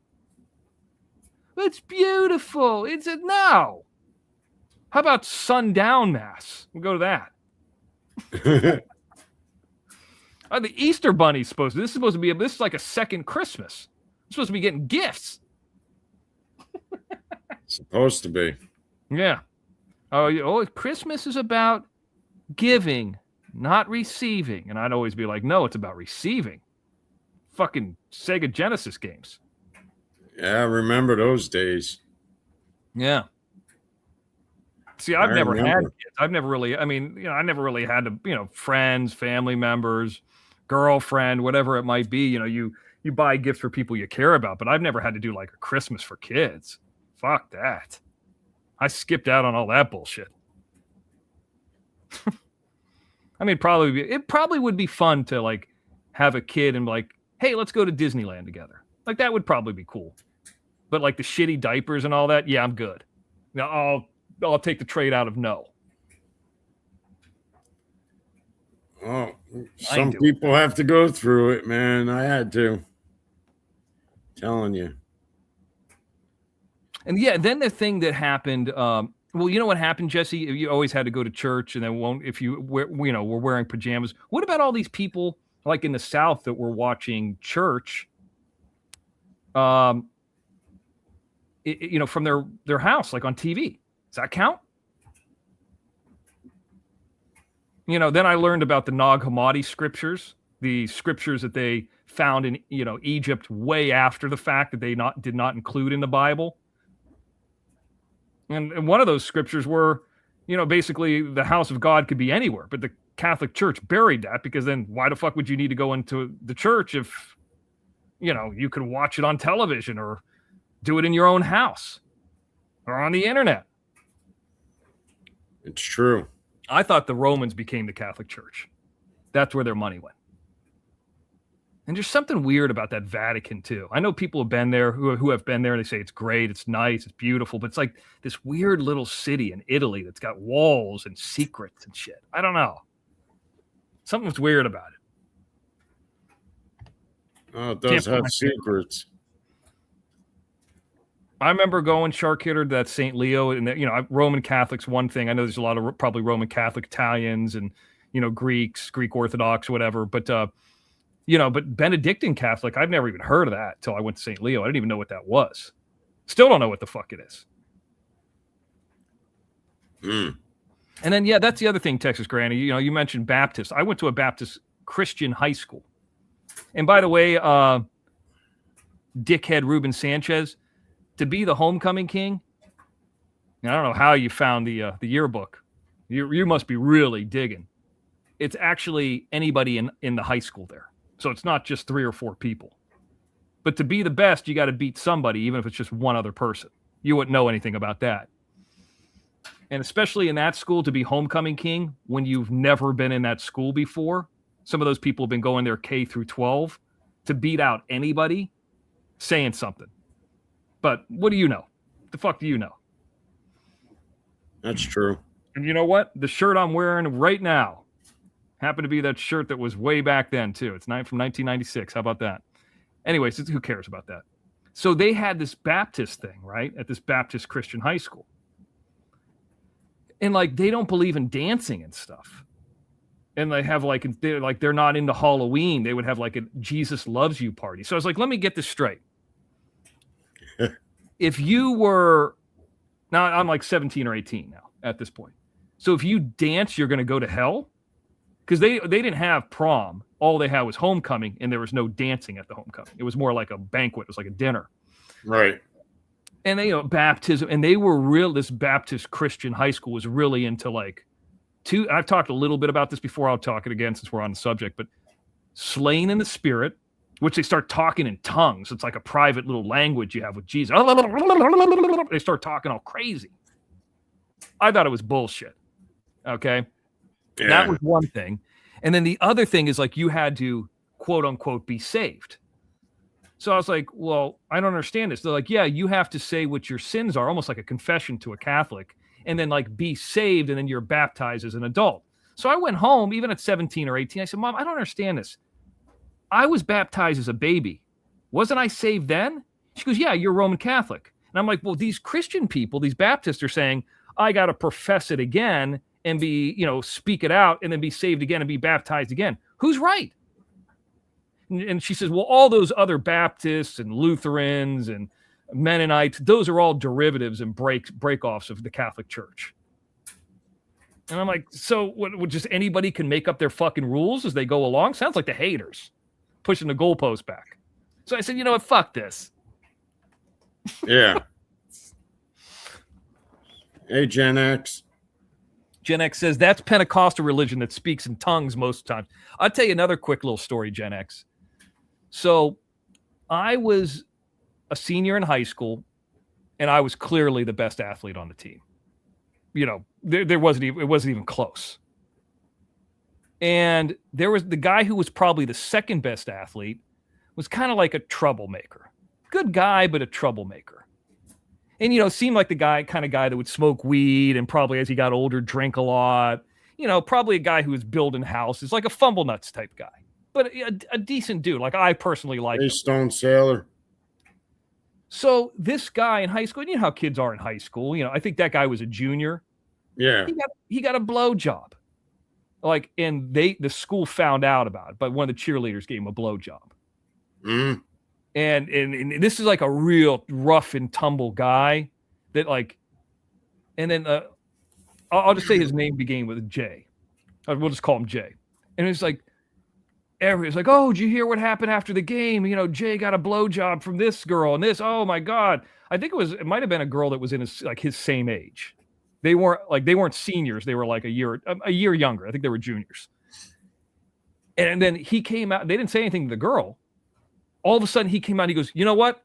I've seen it. And to get out of trouble so he wouldn't get suspended, bang, he was saved. And they're like this. They were acting like this blowjob was a miracle. Like, oh my God, now Jay is saved.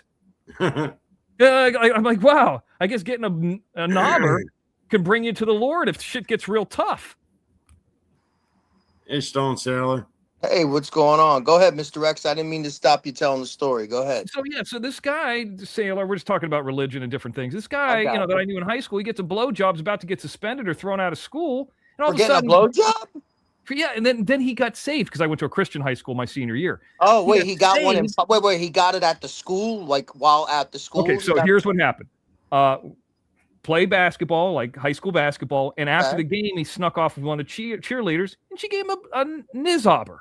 Okay, and then he was getting heat on him, and this, they were going to suspend him and this and that. Then all of a sudden, just like I said, with like, if you kill somebody, you can get saved and you're out of it, or go to confession, you're out of it.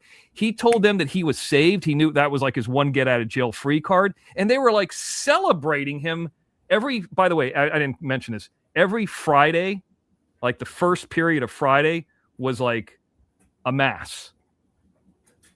Was like a Christian mass. And like they brought him up and he was like, acting like, Jesus in the fucking what's that movie called? The Last Temptation of Christ. And he was acting all crazy, and he started acting like I was like, this is bullshit. He just got caught getting a blowjob, and this is his way of getting out of it. Genius, but that is pretty smooth. I mean, he did the old Jimmy Swaggart. I've sinned. He did that whole thing to get out of it. But yeah, I sinned. I got out of it. Yeah. In my high school, if you would if a guy got caught getting a blowjob and they were going to suspend him, he would be a fucking hero. We would worship him.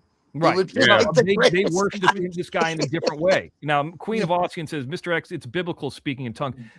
Queen, I've seen people that like, okay, so this is my point of view. I'm growing up Catholic. I never saw any of this bullshit, this Christian speaking in tongue bullshit. But it was almost like, if I speak in tongues and I do it in front of everybody, this is like my perception of people doing this.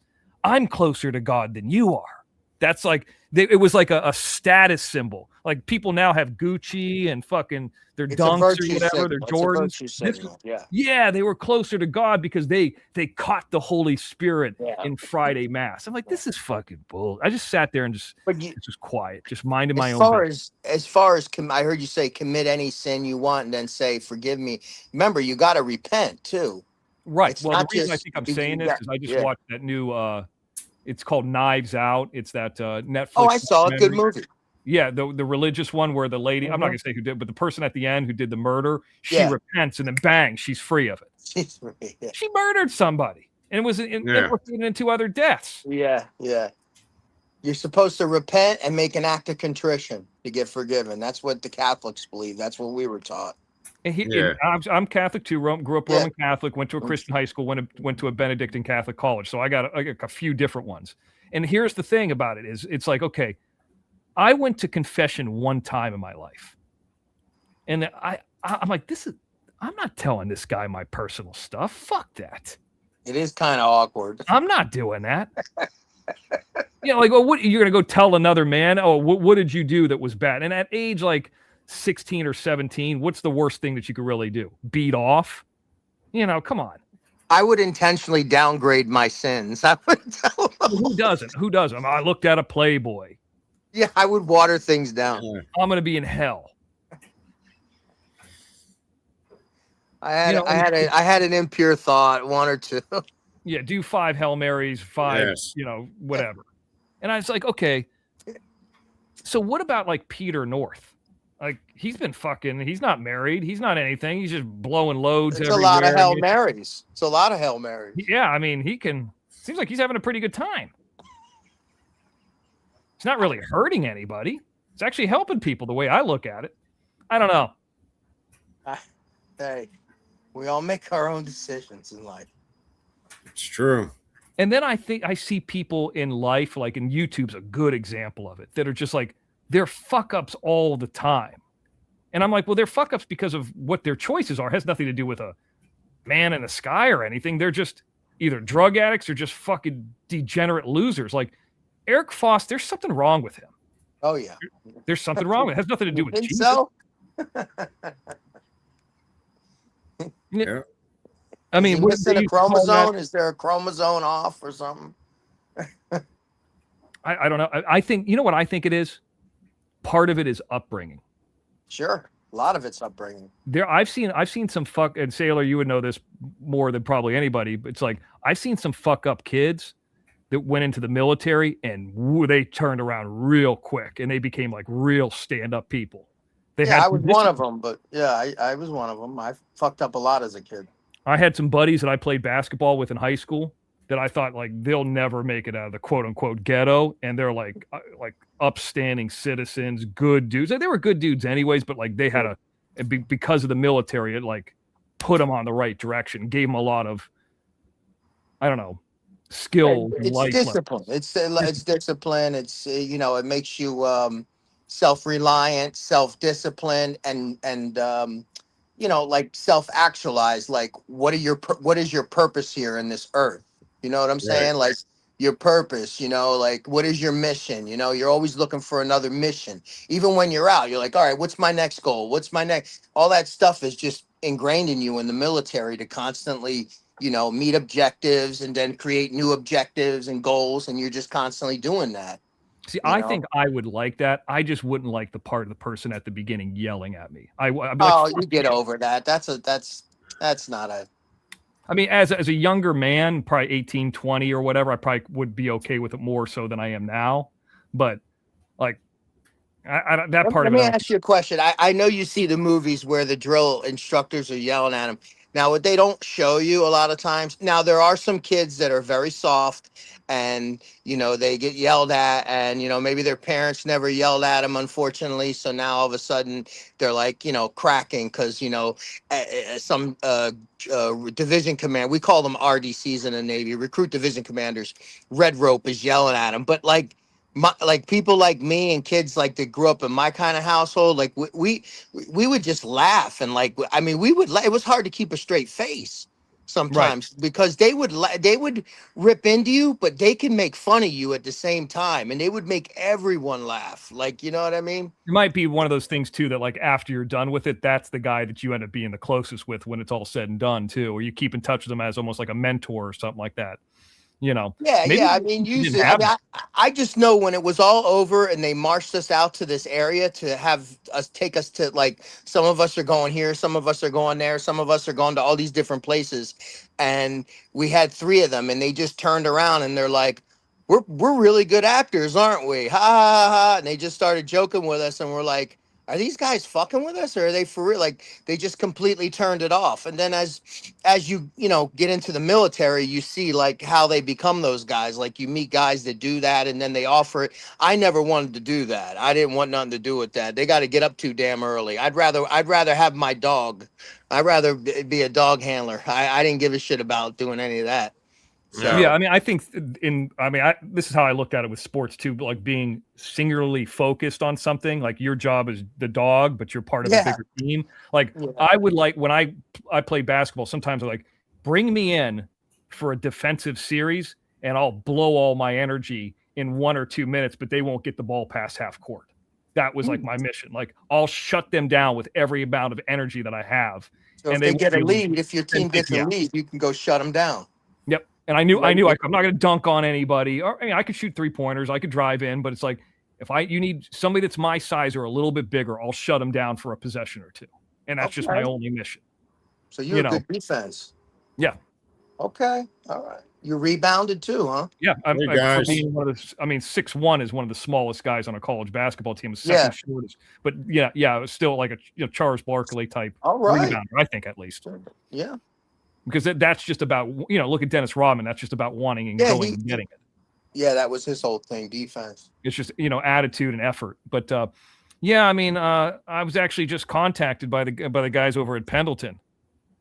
What do they want you to? Oh my goodness, what do they want from you They now? want me to Haven't you come down done there enough and for train you this guys on the country? beach. Haven't you done enough for this country? I mean, weren't you? They said, X, can you come down here?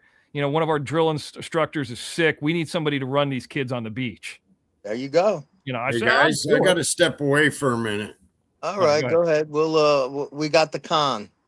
Go ahead, X. You got the con. That means you got control. Go ahead. Tell the story. So, about they want me to go down there and train some of these kids. I think you should do it. Well, I mean, I think I've done enough for my country. Well, you have. I mean, war- especially after that Maduro thing you and Jim did last night, the other night. Yeah. You grabbed him quick. Yeah, I don't know if you know this or not, but I have a special skill. I'm able to go into cities and cut off the power. So that was my little mission there. That is a unique skill. Thank God you're on our side. God, could you imagine if that was the thing that they taught you? I mean, I'm sure you got to already have that skill, like some knowledge of that. Like, okay, here's what you're going to do. You're going to go in there and fucking cut out their power. That would be a badass job. Well, someone just went in. I think someone did it from a satellite above. So they don't actually go in there or do anything. They, I don't know. They might have had someone on the ground, or they could have jammed it and shut it down. I don't know their capabilities, but if they're not going to tell you, it could be anything. They could have shut it down from a drone or something, or somebody could have been on the ground with a bolt cutter and cut the there could be somebody on the inside. They got somebody working in there or something like that. Well, from what I was gathering from reading and everything, those generals in that inner circle, see, they've been living off of him for years. He's the dictator, and he gives them money and stuff from the oil trade and the drug trade.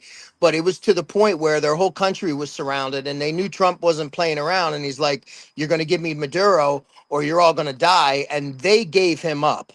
In other words, they were talking to the CIA people, telling him he's going to be at this time, at this place. He has a safe room, that's got 3 feet of steel, that if he gets in this panic room. But if you heard Trump, he said they already were prepared for that because they had blowtorches when they went in. So they knew he had all these things when he went in. Me. They got got a torch like me. Yeah, they had a blowtorch. That's what I'm saying. You and Jim were probably over there ready to cut through. Well, they grabbed him at dinner. They grabbed him quick. This is what happened. Okay, so I'm going to come out with this because the tell us the intel. story.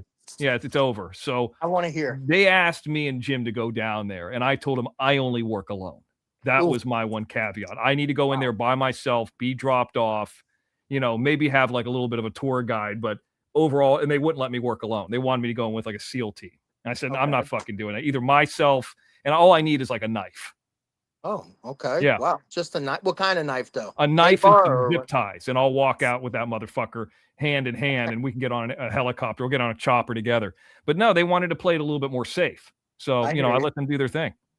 Well, hey, the mission got accomplished. No U.S. soldiers were harmed or killed. Yeah, I don't need the credit for it. There you go. I mean, I back in the 90s, I offered to go in and get Castro. Oh, you would have got him easy. Oh, yeah. Float over there on a fucking inner tube and get... How come nobody ever went and got that guy?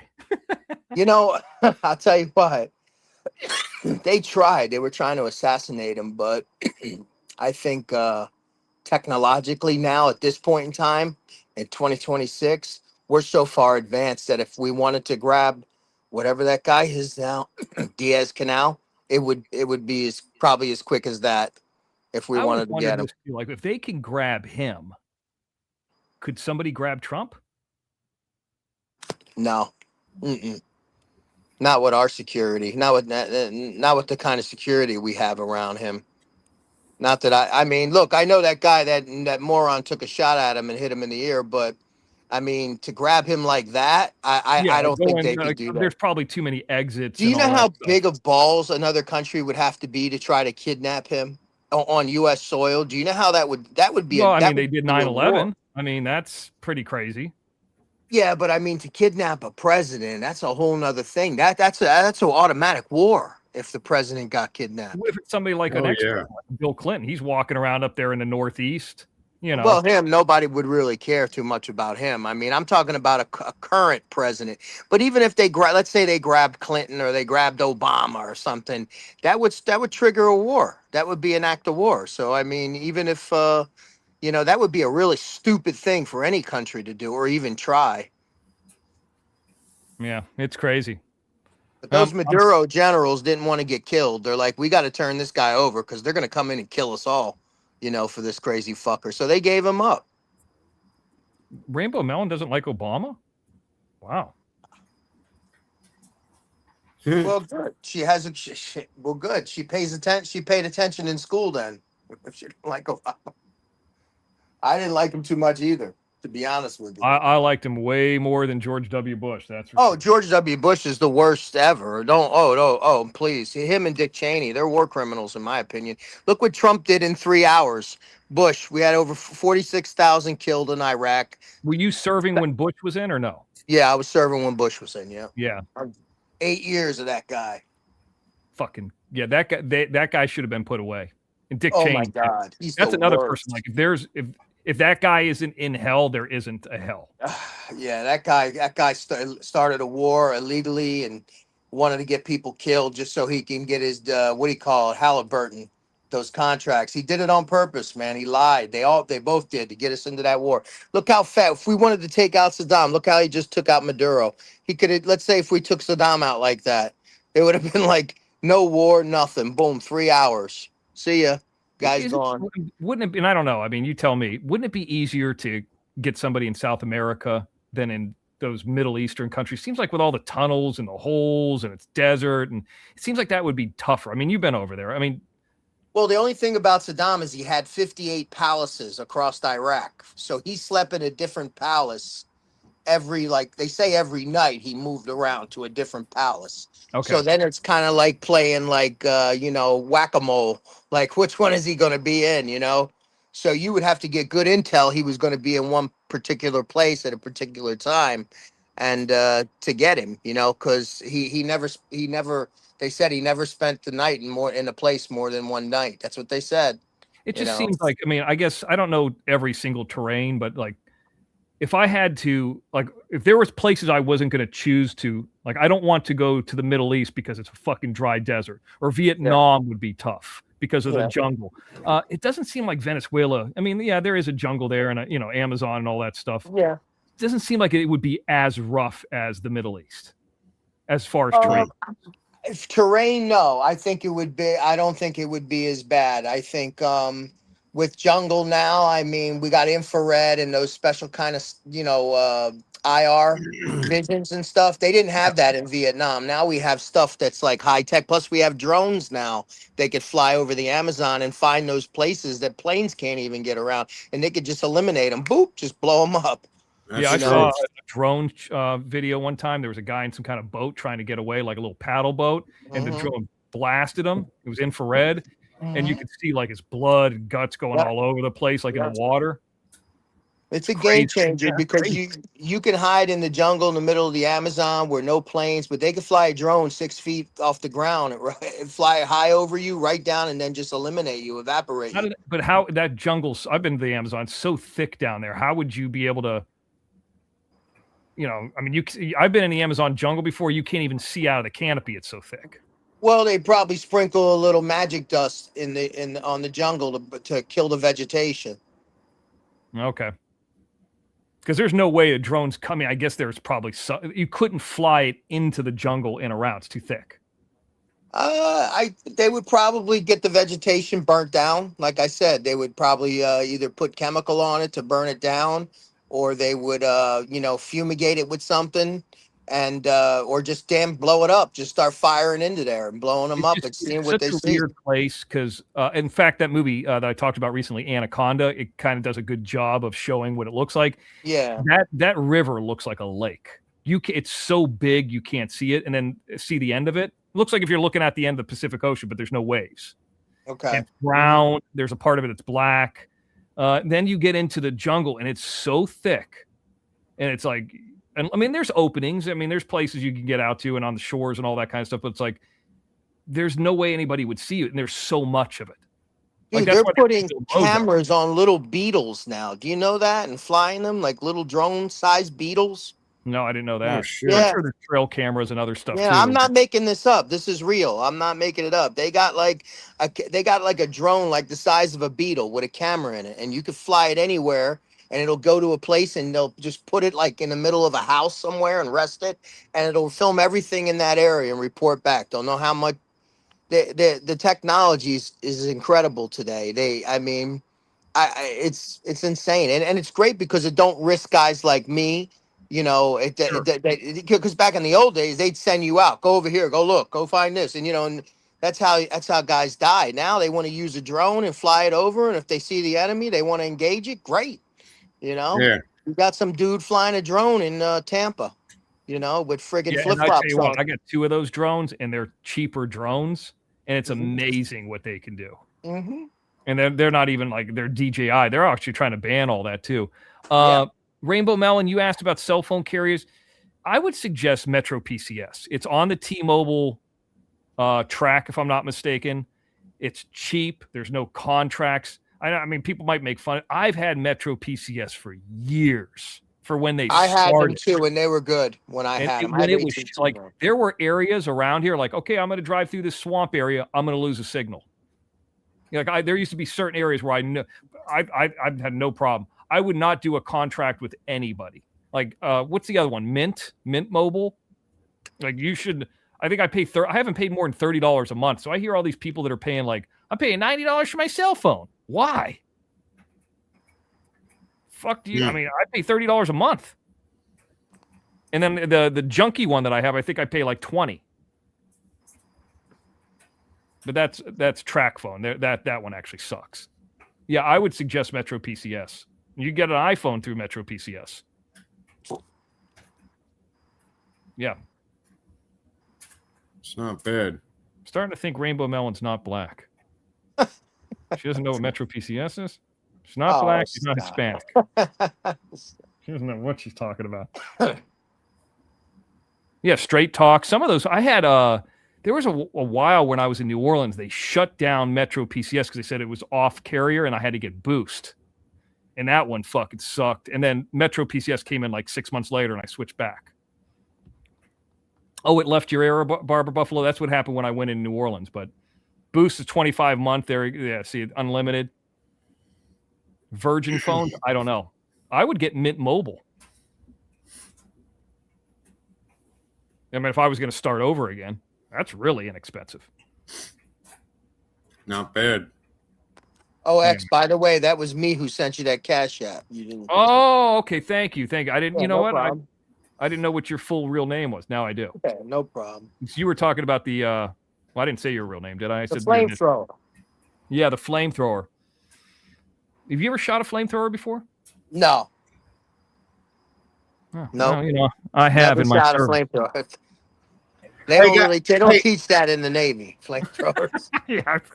Hey guys, I have to get going. Okay. All right, Johnny, you're out of here. All right, Johnny. All right. Thank you, be DJ safe. Let me know when you Shark get that package. All right. All right, I will. I'll let Thank you you. guys know. I'll probably do a show when I get the package, Mr. X. All right, good. Well, probably not tomorrow because you come on tomorrow. And then we'll figure out Tuesday, and then I mean, I I've already can got do all a the shows I can do a listed, short video too, and do an open box short video. You know what I mean? or you can come on one of the shows and do it too. I mean, we'll figure it out. There's no Yeah. you There know, we rush. go. There we go. Okay, get out of here. All right. Good night, guys. All right. Good night. Good seeing you, buddy. Be So safe. what I did, Sailor, I mean, I'm glad that I realized now that that's you. So number one is it was raining heavily the day before I went out there. That's number one. Number two, I've been talking on the show, and I don't know if you've seen this far back, but buying an IBC tote. I have a 275-gallon IBC tote out there. It looks like kind of like one of those almost opaque water pitchers that you'd get at a grocery store, but it's 275 gallons. Wow, that's a lot. It's used for, you know, sometimes they put different chemicals in it for farms and all. It's got like these silver bars around it. So what I would do is I have these, 5 and 3 gallons, and I'd fill it up in the bathtub at the hotels I'd stay with. And I just kept filling it up over because I couldn't get anybody to come out there and fill it up. So now I have that. And then the white fire extinguishers, which are for kitchens, like for those the flames or whatever, grease flames. Then, because those are better than the red ones. So you have a combination of it was wet out there. All right. We have 275 gallons of water and, with the hose, and we have the extinguisher. And we're only shooting it into like a mushy, wet area. Sure. Yeah. So it's Ain't no way in hell would I have done that in the summertime. No, my God, that would have started a fucking fire. Yeah, wildfire. No way. And I'm thinking about doing it. Like I was even going to go to the extent before we shot it. I was going to buy I was going to rent one of those. What they call it, a brush hog or a bush hog. They're like a giant lawnmower that cuts down brush. Okay. Yeah. All right. But it was so bad out there. The terrain was so bad out there. I would have had to push that thing in there a half mile. But when we get to the actual filming part of it, I'll cut down all the dry brush around it and get rid of it. Yeah. Now let me ask you: you had to get permits to have that in California? I don't know. I'm just asking.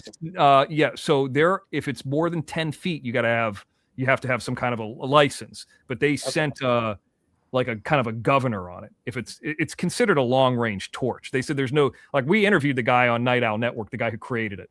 He said there's no difference between that and one of those. This is what he claims.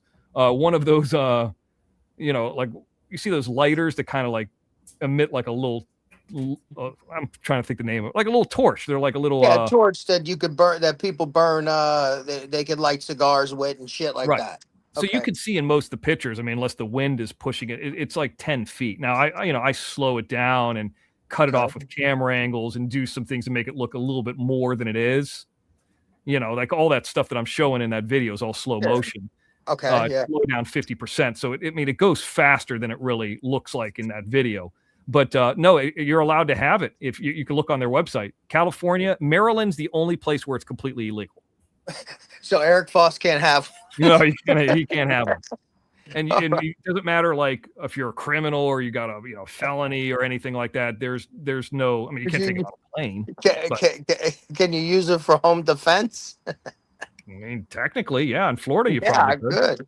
Could you imagine you break into someone's house and he's got a fucking flamethrower? Like, yeah, you ever seen the people? They have the doors are like kind of mesh metal that you could see out of. Like you can open up your door, and then somebody was trying to break in that second door, like kind of a screen door. It could go right through that door, and you would never have to touch them. And that thing, you don't have to catch somebody on fire. Somebody's within 3 feet of that, they're fucking getting burnt. Oh yeah. Oh yeah, I'm sure. So I'm sure. Yeah, I mean, that's no toy. I mean, it seems like a toy, but that thing, So go probably watch. Go ahead. What I'll do is I'm going to cut down all the brush around that if it obviously gets drier out there, and then I would wet the entire area down like they do in a movie, like they wet the streets down. They do that for reflectiveness and the effect and all that kind of stuff for the lighting. And then there's a scene where this guy's shooting the flamethrower at an alien, believe it or not, and I would probably make a mound of dirt, and he would only just shoot it at the mound of dirt. So if it was going, it would be like a 3-foot mound. Okay. But that mound would be wet. So and then of course, then you have the safety all around it. And if it's windy, you don't do it at all. Okay. That makes sense. Yeah. And my area is kind of cut out within a hill. There's like a hill there where it's kind of cut out where it is protected from the wind to an extent. So like I've already pre-thought of all that already. Yeah, I mean, obviously you're in that business, so these are like, stunt, equipment and stuff you've used for like making movies and shit like that. So, I mean, this I've never used.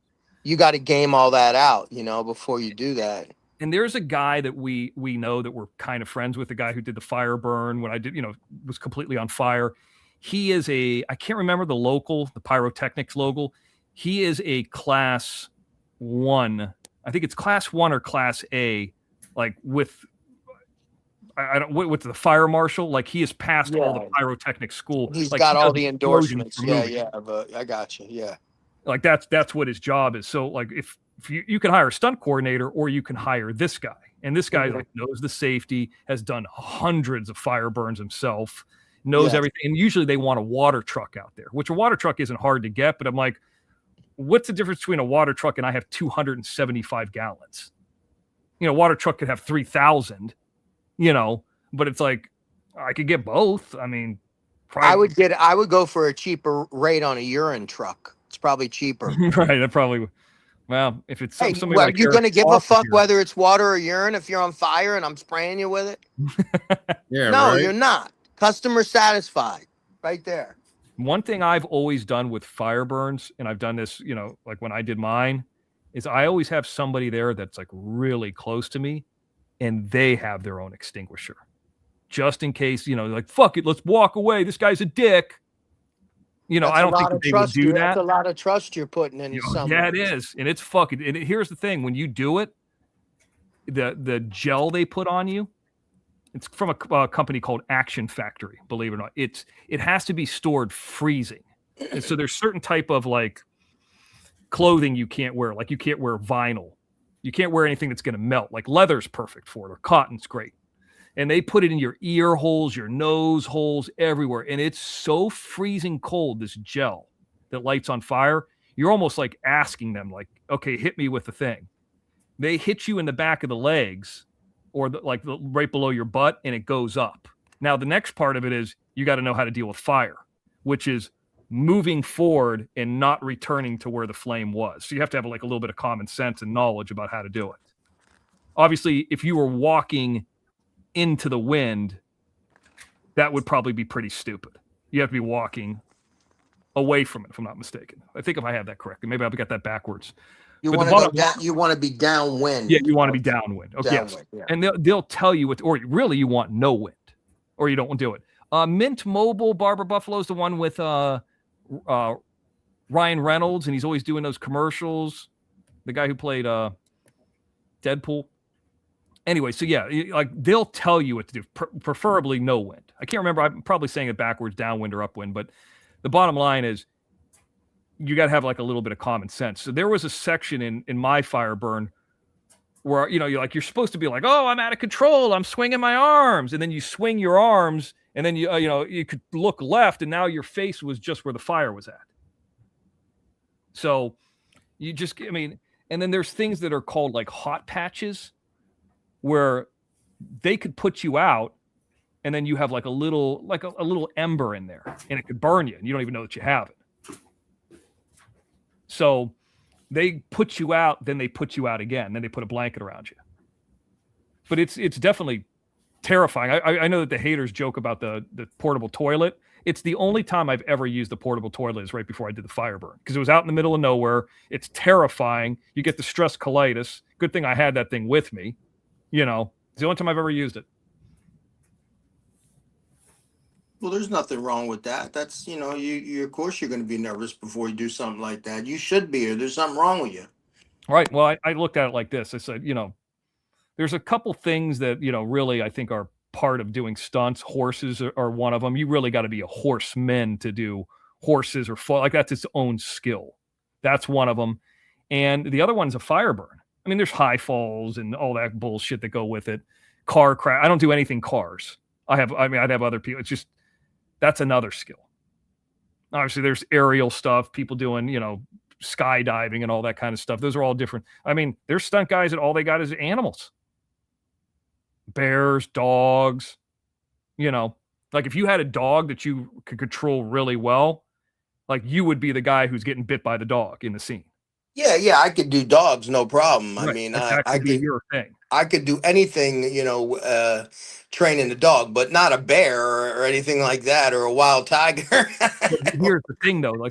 So those dogs is one thing, but typically producers like me be like, "What do you have?" Well, I got a bear, I got a coyote, I got this. They train multiple animals, and it's a one-stop shop. Where, hey, if you need a bear and a dog, which probably is overkill, now you got to go to two different places where one guy could have both. So sometimes they'll train multiple. Like that Cocaine Bear movie. Right. It's actually Ray Liotta's last movie, believe it or not. Oh, was it? Oh, Yep. wow. Yeah, that movie's pretty wild. I think it's based on a true story. But there was that That's bear. what I heard. It was based on a true story. Yeah, it was. There was what's the one with the bear where semi-pro or whatever? It's the one that Will Ferrell was in where he plays a basketball player. Yeah. Semi-pro. Yeah, I think it's That semi-pro. bear that he's in the scene with later on, like went after somebody. I don't know if it killed him or attacked somebody. So I mean, they're animals. They're unpredictable. They can go off at any time. They're wild. Exactly. Yep. Especially a fucking bear. One thing's a dog, but like a bear, like you ain't getting away from that. Yeah, I'm not worried about. I've been bit 1,000 times by dogs. I mean, they're not going to kill you. Usually they bite you because they're challenging you or something. Early in the training, you're trying to get the dog to obey you, and the dog is intentionally not, listening to you, and you have to correct him, and he gets upset, and he comes up leash. They call it. He comes up leash and bites you, and then you gotta put him in his place and show him you're the boss. So. But a bear, that's a whole different thing. Or one of those wild snakes tigers or whatever. Yeah, or Siegfried and Roy, those guys. Look how long they did that. One bad night. Phew. Hundreds and hundreds of shows, thousands of shows, and one night, and that guy. Yep. Fuck that. It's scary. I mean, there's some people out there that won't work with animals that way, at all. Don't want to be in scenes with them. But I'll tell you what, it does look good. You got a giant bear chasing you. Like, you ever seen that movie, The Edge, with Anthony Hopkins? And speaking of the movie, I like that movie. Great movie it's all about a bear. The basis of it is that. Yeah, I remember that movie. Who else is in it? Alec Baldwin. Speaking of problems on set. Alec Baldwin, and who's that girl that played the wife? Is it Anne Hesh? No, I don't think so. I don't think it was her. Don't remember. Anne Hesh is dead, isn't she? Yeah. She died, right? Didn't she die of a traffic accident or something? Oh, Elle Macpherson is his wife in that. Elle Macpherson. Yeah, okay, that sounds right. Yeah. And then the guy who owns the lodge up there, he's dead too. His name's L.Q. Jones. He was like an old cowboy. He was in the movie Casino and a bunch of other stuff, but he had a really good career too. I mean, these are like people like I'm a fan of as a character actors, but that movie, I like that movie. Anthony Hopkins, Alec Baldwin. That's a good movie. Yeah, I thought that was a good movie too. Just goes to show you all you need is woods, a bear, and a couple really good actors. And some good photography and music. I mean, that helps have Jerry Goldsmith doing the score. I mean, look at that movie. I mean, not that it was as good as the other movie, but look at the movie. Remember Lake Placid? They used a fake alligator and they built a movie around it. You had, what's her name? Betty White was in it. Remember? Yep. Yeah. She was the old lady. Oh, he's hungry tonight. Like she used to feed him. Movies that have used real animals that are great movies. Like, I like Anaconda, but it's not a real anaconda, obviously. Let me look it up.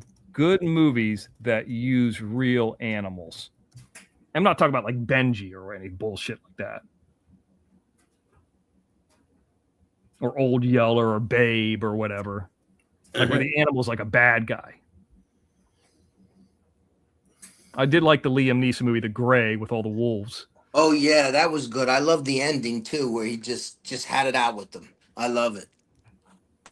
Snakes on a plane. Well, Jaws is about a shark, but obviously that shark's not real. Yeah.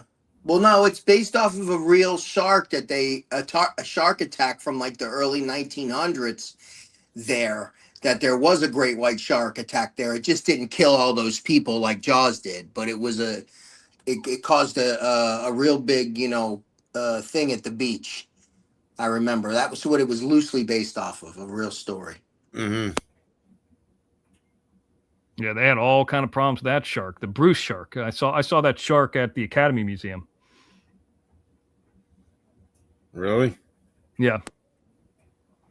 Yeah, it was so fucked up. They had, all kind of issues with it. So you had to be creative about how to film the shark. The shark's name was Bruce, and the prop or whatever. Oh, okay. Well, it got better in Jaws 2 and all that, and Jaws 3. The shark got better, but the films got worse because it's not Spielberg. It's like, Jurassic Park. Yeah. Those are real dinosaurs, too, speaking of animals. Yep, yeah. Then you had Louis Gossett Jr. and one of them, and Dennis Quaid. Remember the shark follows him all the way from Massachusetts to the Bahamas? Yeah. Then like there was one where like the shark showed up in SeaWorld. I think it was part Yeah, 3. yeah, it shows up. It follows his family around. And then It's got there a was vendetta. what was the one? The fourth one is Jaws: The Revenge, the one with Michael Caine, and actually Yeah. Mario Van Peebles is in it, and he's got some fucking horrible or Jamaican accent. He hasn't been in a good movie in like forever, Mario Van Peebles. I told the story the other day about seeing him a couple years back. Tell me. I seen him twice. One time at this place that was called Roberto's Italian Restaurant. It's on Jefferson and Mesmer. It's right in Culver City, kind of little small industrial section, not too far from where we had the Russian Arm. I was in there meeting a producer, and he was in there with his wife. His wife's Indian. His kids are kind of light skinned because he's light skinned too. His wife is Indian, so they're even more so. And they kind of have like curly hair, but longer hair. Super hot outside, and he had a bright white scarf on. And I was like this producer and meeting the guy, Roberto. We actually ended up filming in that bar. There's a part in Samurai Priest where they go in and he meets Roxy for the first time in the bar. That's the bar. That's Roberto's. That's the section of it. It's not even there anymore. I think it's a laundromat now. Anyway, the point is I saw him, and then the bathroom, which is in the our movie or whatever, the guy's getting his eyeball pulled out. I walked into that bathroom. It was like a one-person bathroom. He was walking out of the bathroom with his son. I kind of walked in on him. Like I didn't even realize. I was like, oh, hey. And I crossed kind of past them because there's like kind of a tight hallway there. And I remember like, oh, sorry about that. And he crosses with me, and he's like, the top of his head is like to my Adam's apple. He's real short. And I was like, wow, that, Soul, he's the movie Solo where he's like an android or whatever. And he's all, geared up. He's also in Heartbreak Ridge with Clint Eastwood, a great military movie. He's a good movie. New Jack City's a good movie. He directed that. I mean, the guy's. And then I saw him one other time in a Target in Culver City. We just crossed paths, and as we crossed each other, I just turned my head. I was like, "That fucking Van Peebles," like that. I said it to myself, but I didn't say it out loud. But he was just getting something. So he must live somewhere around this area. Marina Del Rey or Culver City, or did. Yeah. So his dad was a director too, from what I remember. We talked about that. Melvin Van Peebles, yeah. But he hasn't been in anything in a long time. Yeah, I haven't seen anything from him in a while. But here's the crazy thing about this, and I heard this. It says he lives in Los Angeles. Doesn't say specifically where. Like they said that Rob Reiner, couldn't get money for movies. And who's even talking about Mario Van Peebles other than me? He's not even that old. What is he, like 68? It's not like he's like 95 or anything. Like he's not like Clint Eastwood's age. I know that you heard that was that on Bill Maher saying that or something? Yeah, I heard that. I'm like, so if somebody like him, they were talking about like ageism. I think what happens though is this. Rob Reiner's, they said, had a worth, and I don't know if this is accurate or not, of $200 million. And he lived in Brentwood. He had a nice house, probably paid off. Sounds right, $200 million, yeah. So if all his assets are worth $200 million, and he could put his shitty kid into one of the most expensive rehabs that are out there, he's got money. Yeah. So I think what happens is, and I don't know this of him, this is just a theory. They start becoming too big and they're too expensive. They price themselves out. I'll give you an example. When Mike Tomlin was hired by the Steelers, he was a very inexpensive hire. Black guy, hadn't really coached in the NFL, didn't have a lot of experience. Inexpensive. Now, if you were to hire him, he'd be fucking really expensive. He hasn't had a losing season. I think that's where Rob Reiner's at. So you got to pay the freight to get him, and they would rather have somebody that's younger, that's not going to cost. You got to make money on this. It's the same thing with Coppola. But my problem with it is, and I like Rob Reiner. I'm a big fan of his. He's got a lot of great movies. Like if you're worth $200 million, I'm not saying that he's got $200 million in the bank, but has the value of $200 million. And this is why I like Coppola a lot. Wouldn't you have the balls to take out $2 or $3 million and just pay for your own movie? I know that's a big no-no, but Steelers won tonight, Chris. But like he's got so if he lost 2 of his 200, would that really hurt him? I mean, Well, that's how I think look at it. I think a lot of these guys too, as Rob Reiner's, they get older and they want to stick to the same type of movies that were successful to them back in that time. But what they don't understand is there's a new generation, and a lot of times I think that they think that they're, oh, I'm Rob Reiner. I mean, the kids today should love me. They should love the Right. kind of stuff I put out, and all that. And And they do, but they just, I don't think a studio is going to invest that much, because look at it like this. If you're going to go see any movie, are you going to go and see it because who the director is? I mean, unless it's like a Spielberg or something like that. no, But I like, can care less who to really. I Right. just want to know who the actors are. okay, so Rob Reiner had Spinal Tap 2. And Spinal Tap, the first one's actually a really good movie. It's a great movie. I love mockumentaries. So it's a great movie. But like, I didn't even hear anybody talk about Spinal Tap 2. And there's all phenomenal actors in it, all great people at improv and all that stuff. So it's like, like my favorite director is John Carpenter. And Oh, he's good. Yeah. and he's John Carpenter's The Thing, John Carpenter's They Live, John Carpenter's Escape from New York, Escape from LA. Carrie too, right? Carrie, yeah. I mean, he's a lot. So he's my favorite. But he don't really direct anymore either. Maybe because he Halloween, don't yeah. need to. They got money. I think that the part of it is they don't want to deal with, I'm doing all this work and then somebody's going to change it, or the waking up in the minutia, running downtown LA. You do that when you're a younger man. You don't want to do that when you're in your 70s. So Carpenter, listen to this crazy shit. They did some movie in Prague. Okay. He directed it from his fucking living room. So he was like on I don't know if a headset or some type of like where he could talk to them, like a Zoom. And he was like watching the Video Village from his living room and telling everybody what to do, and he wasn't even there. So he's an online director, basically. Yeah, like an online. I mean, he's John Carpenter. I mean, like if anybody's earned it, it's him. He's the guy's one of my favorite. I think way underrated too. But no, Wes Craven's the one who's dead. Wes Craven and George Romero are the two that are dead. John Carpenter's still alive. Never met him. Would like to. Would love to. That guy's the best. But you're right. They don't make movies like that anymore. So. Well, guys, I'm getting tired, man. All right. I appreciate All right. Shark here. Thank you, Sailor. Yeah, me too. I'm dropping down now too. It's time for me to turn in. Yeah, I'm tired now. Have a good night, guys. I got to go All to right, the Jack. doctors. All right. I'll see you guys later on. All right. Thank you, X. Thank you, Sailor. Mr. X News Network tomorrow. Yes, tomorrow. I'll be there. I already got a lot to plan. I'll see you guys later. Looking forward to it. Wait, before we go, let me make sure because sometimes I do this. I say, hey, I'm out of here. Then as soon as I get off, I see somebody sent me a Cash App or something, and I feel bad. Go ahead. Okay, no, but I don't think anybody sent me anything except for Johnny. So thank you, Johnny. I hope Johnny is being careful with that money of his. I hope, he's got to be, I appreciate him sending the money, but I hope it's not burning a hole in his pocket. He's very Yeah, I generous. hope so too. Yeah, because he's got to take care of some things in his life, but maybe he got a big piece. I don't know. I don't know. I'd like to see Johnny with a flamethrower. I like to see him too. All right, I got it. Yeah, just Johnny. So thank you so much, and just right. be careful. The hole is burnt, says says PZ. Yeah, I don't want to burn. The next thing you know, Johnny's going to $100 buffets, and sounds like me. All right, Shark Kidder, I'm out of here. All right. Thank you, Mr. X. All right, dude.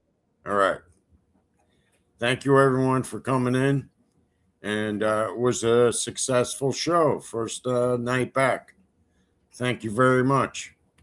And we'll talk soon. Come back to the next show. I'm going to be shooting for Thursdays for my shows, Thursday nights.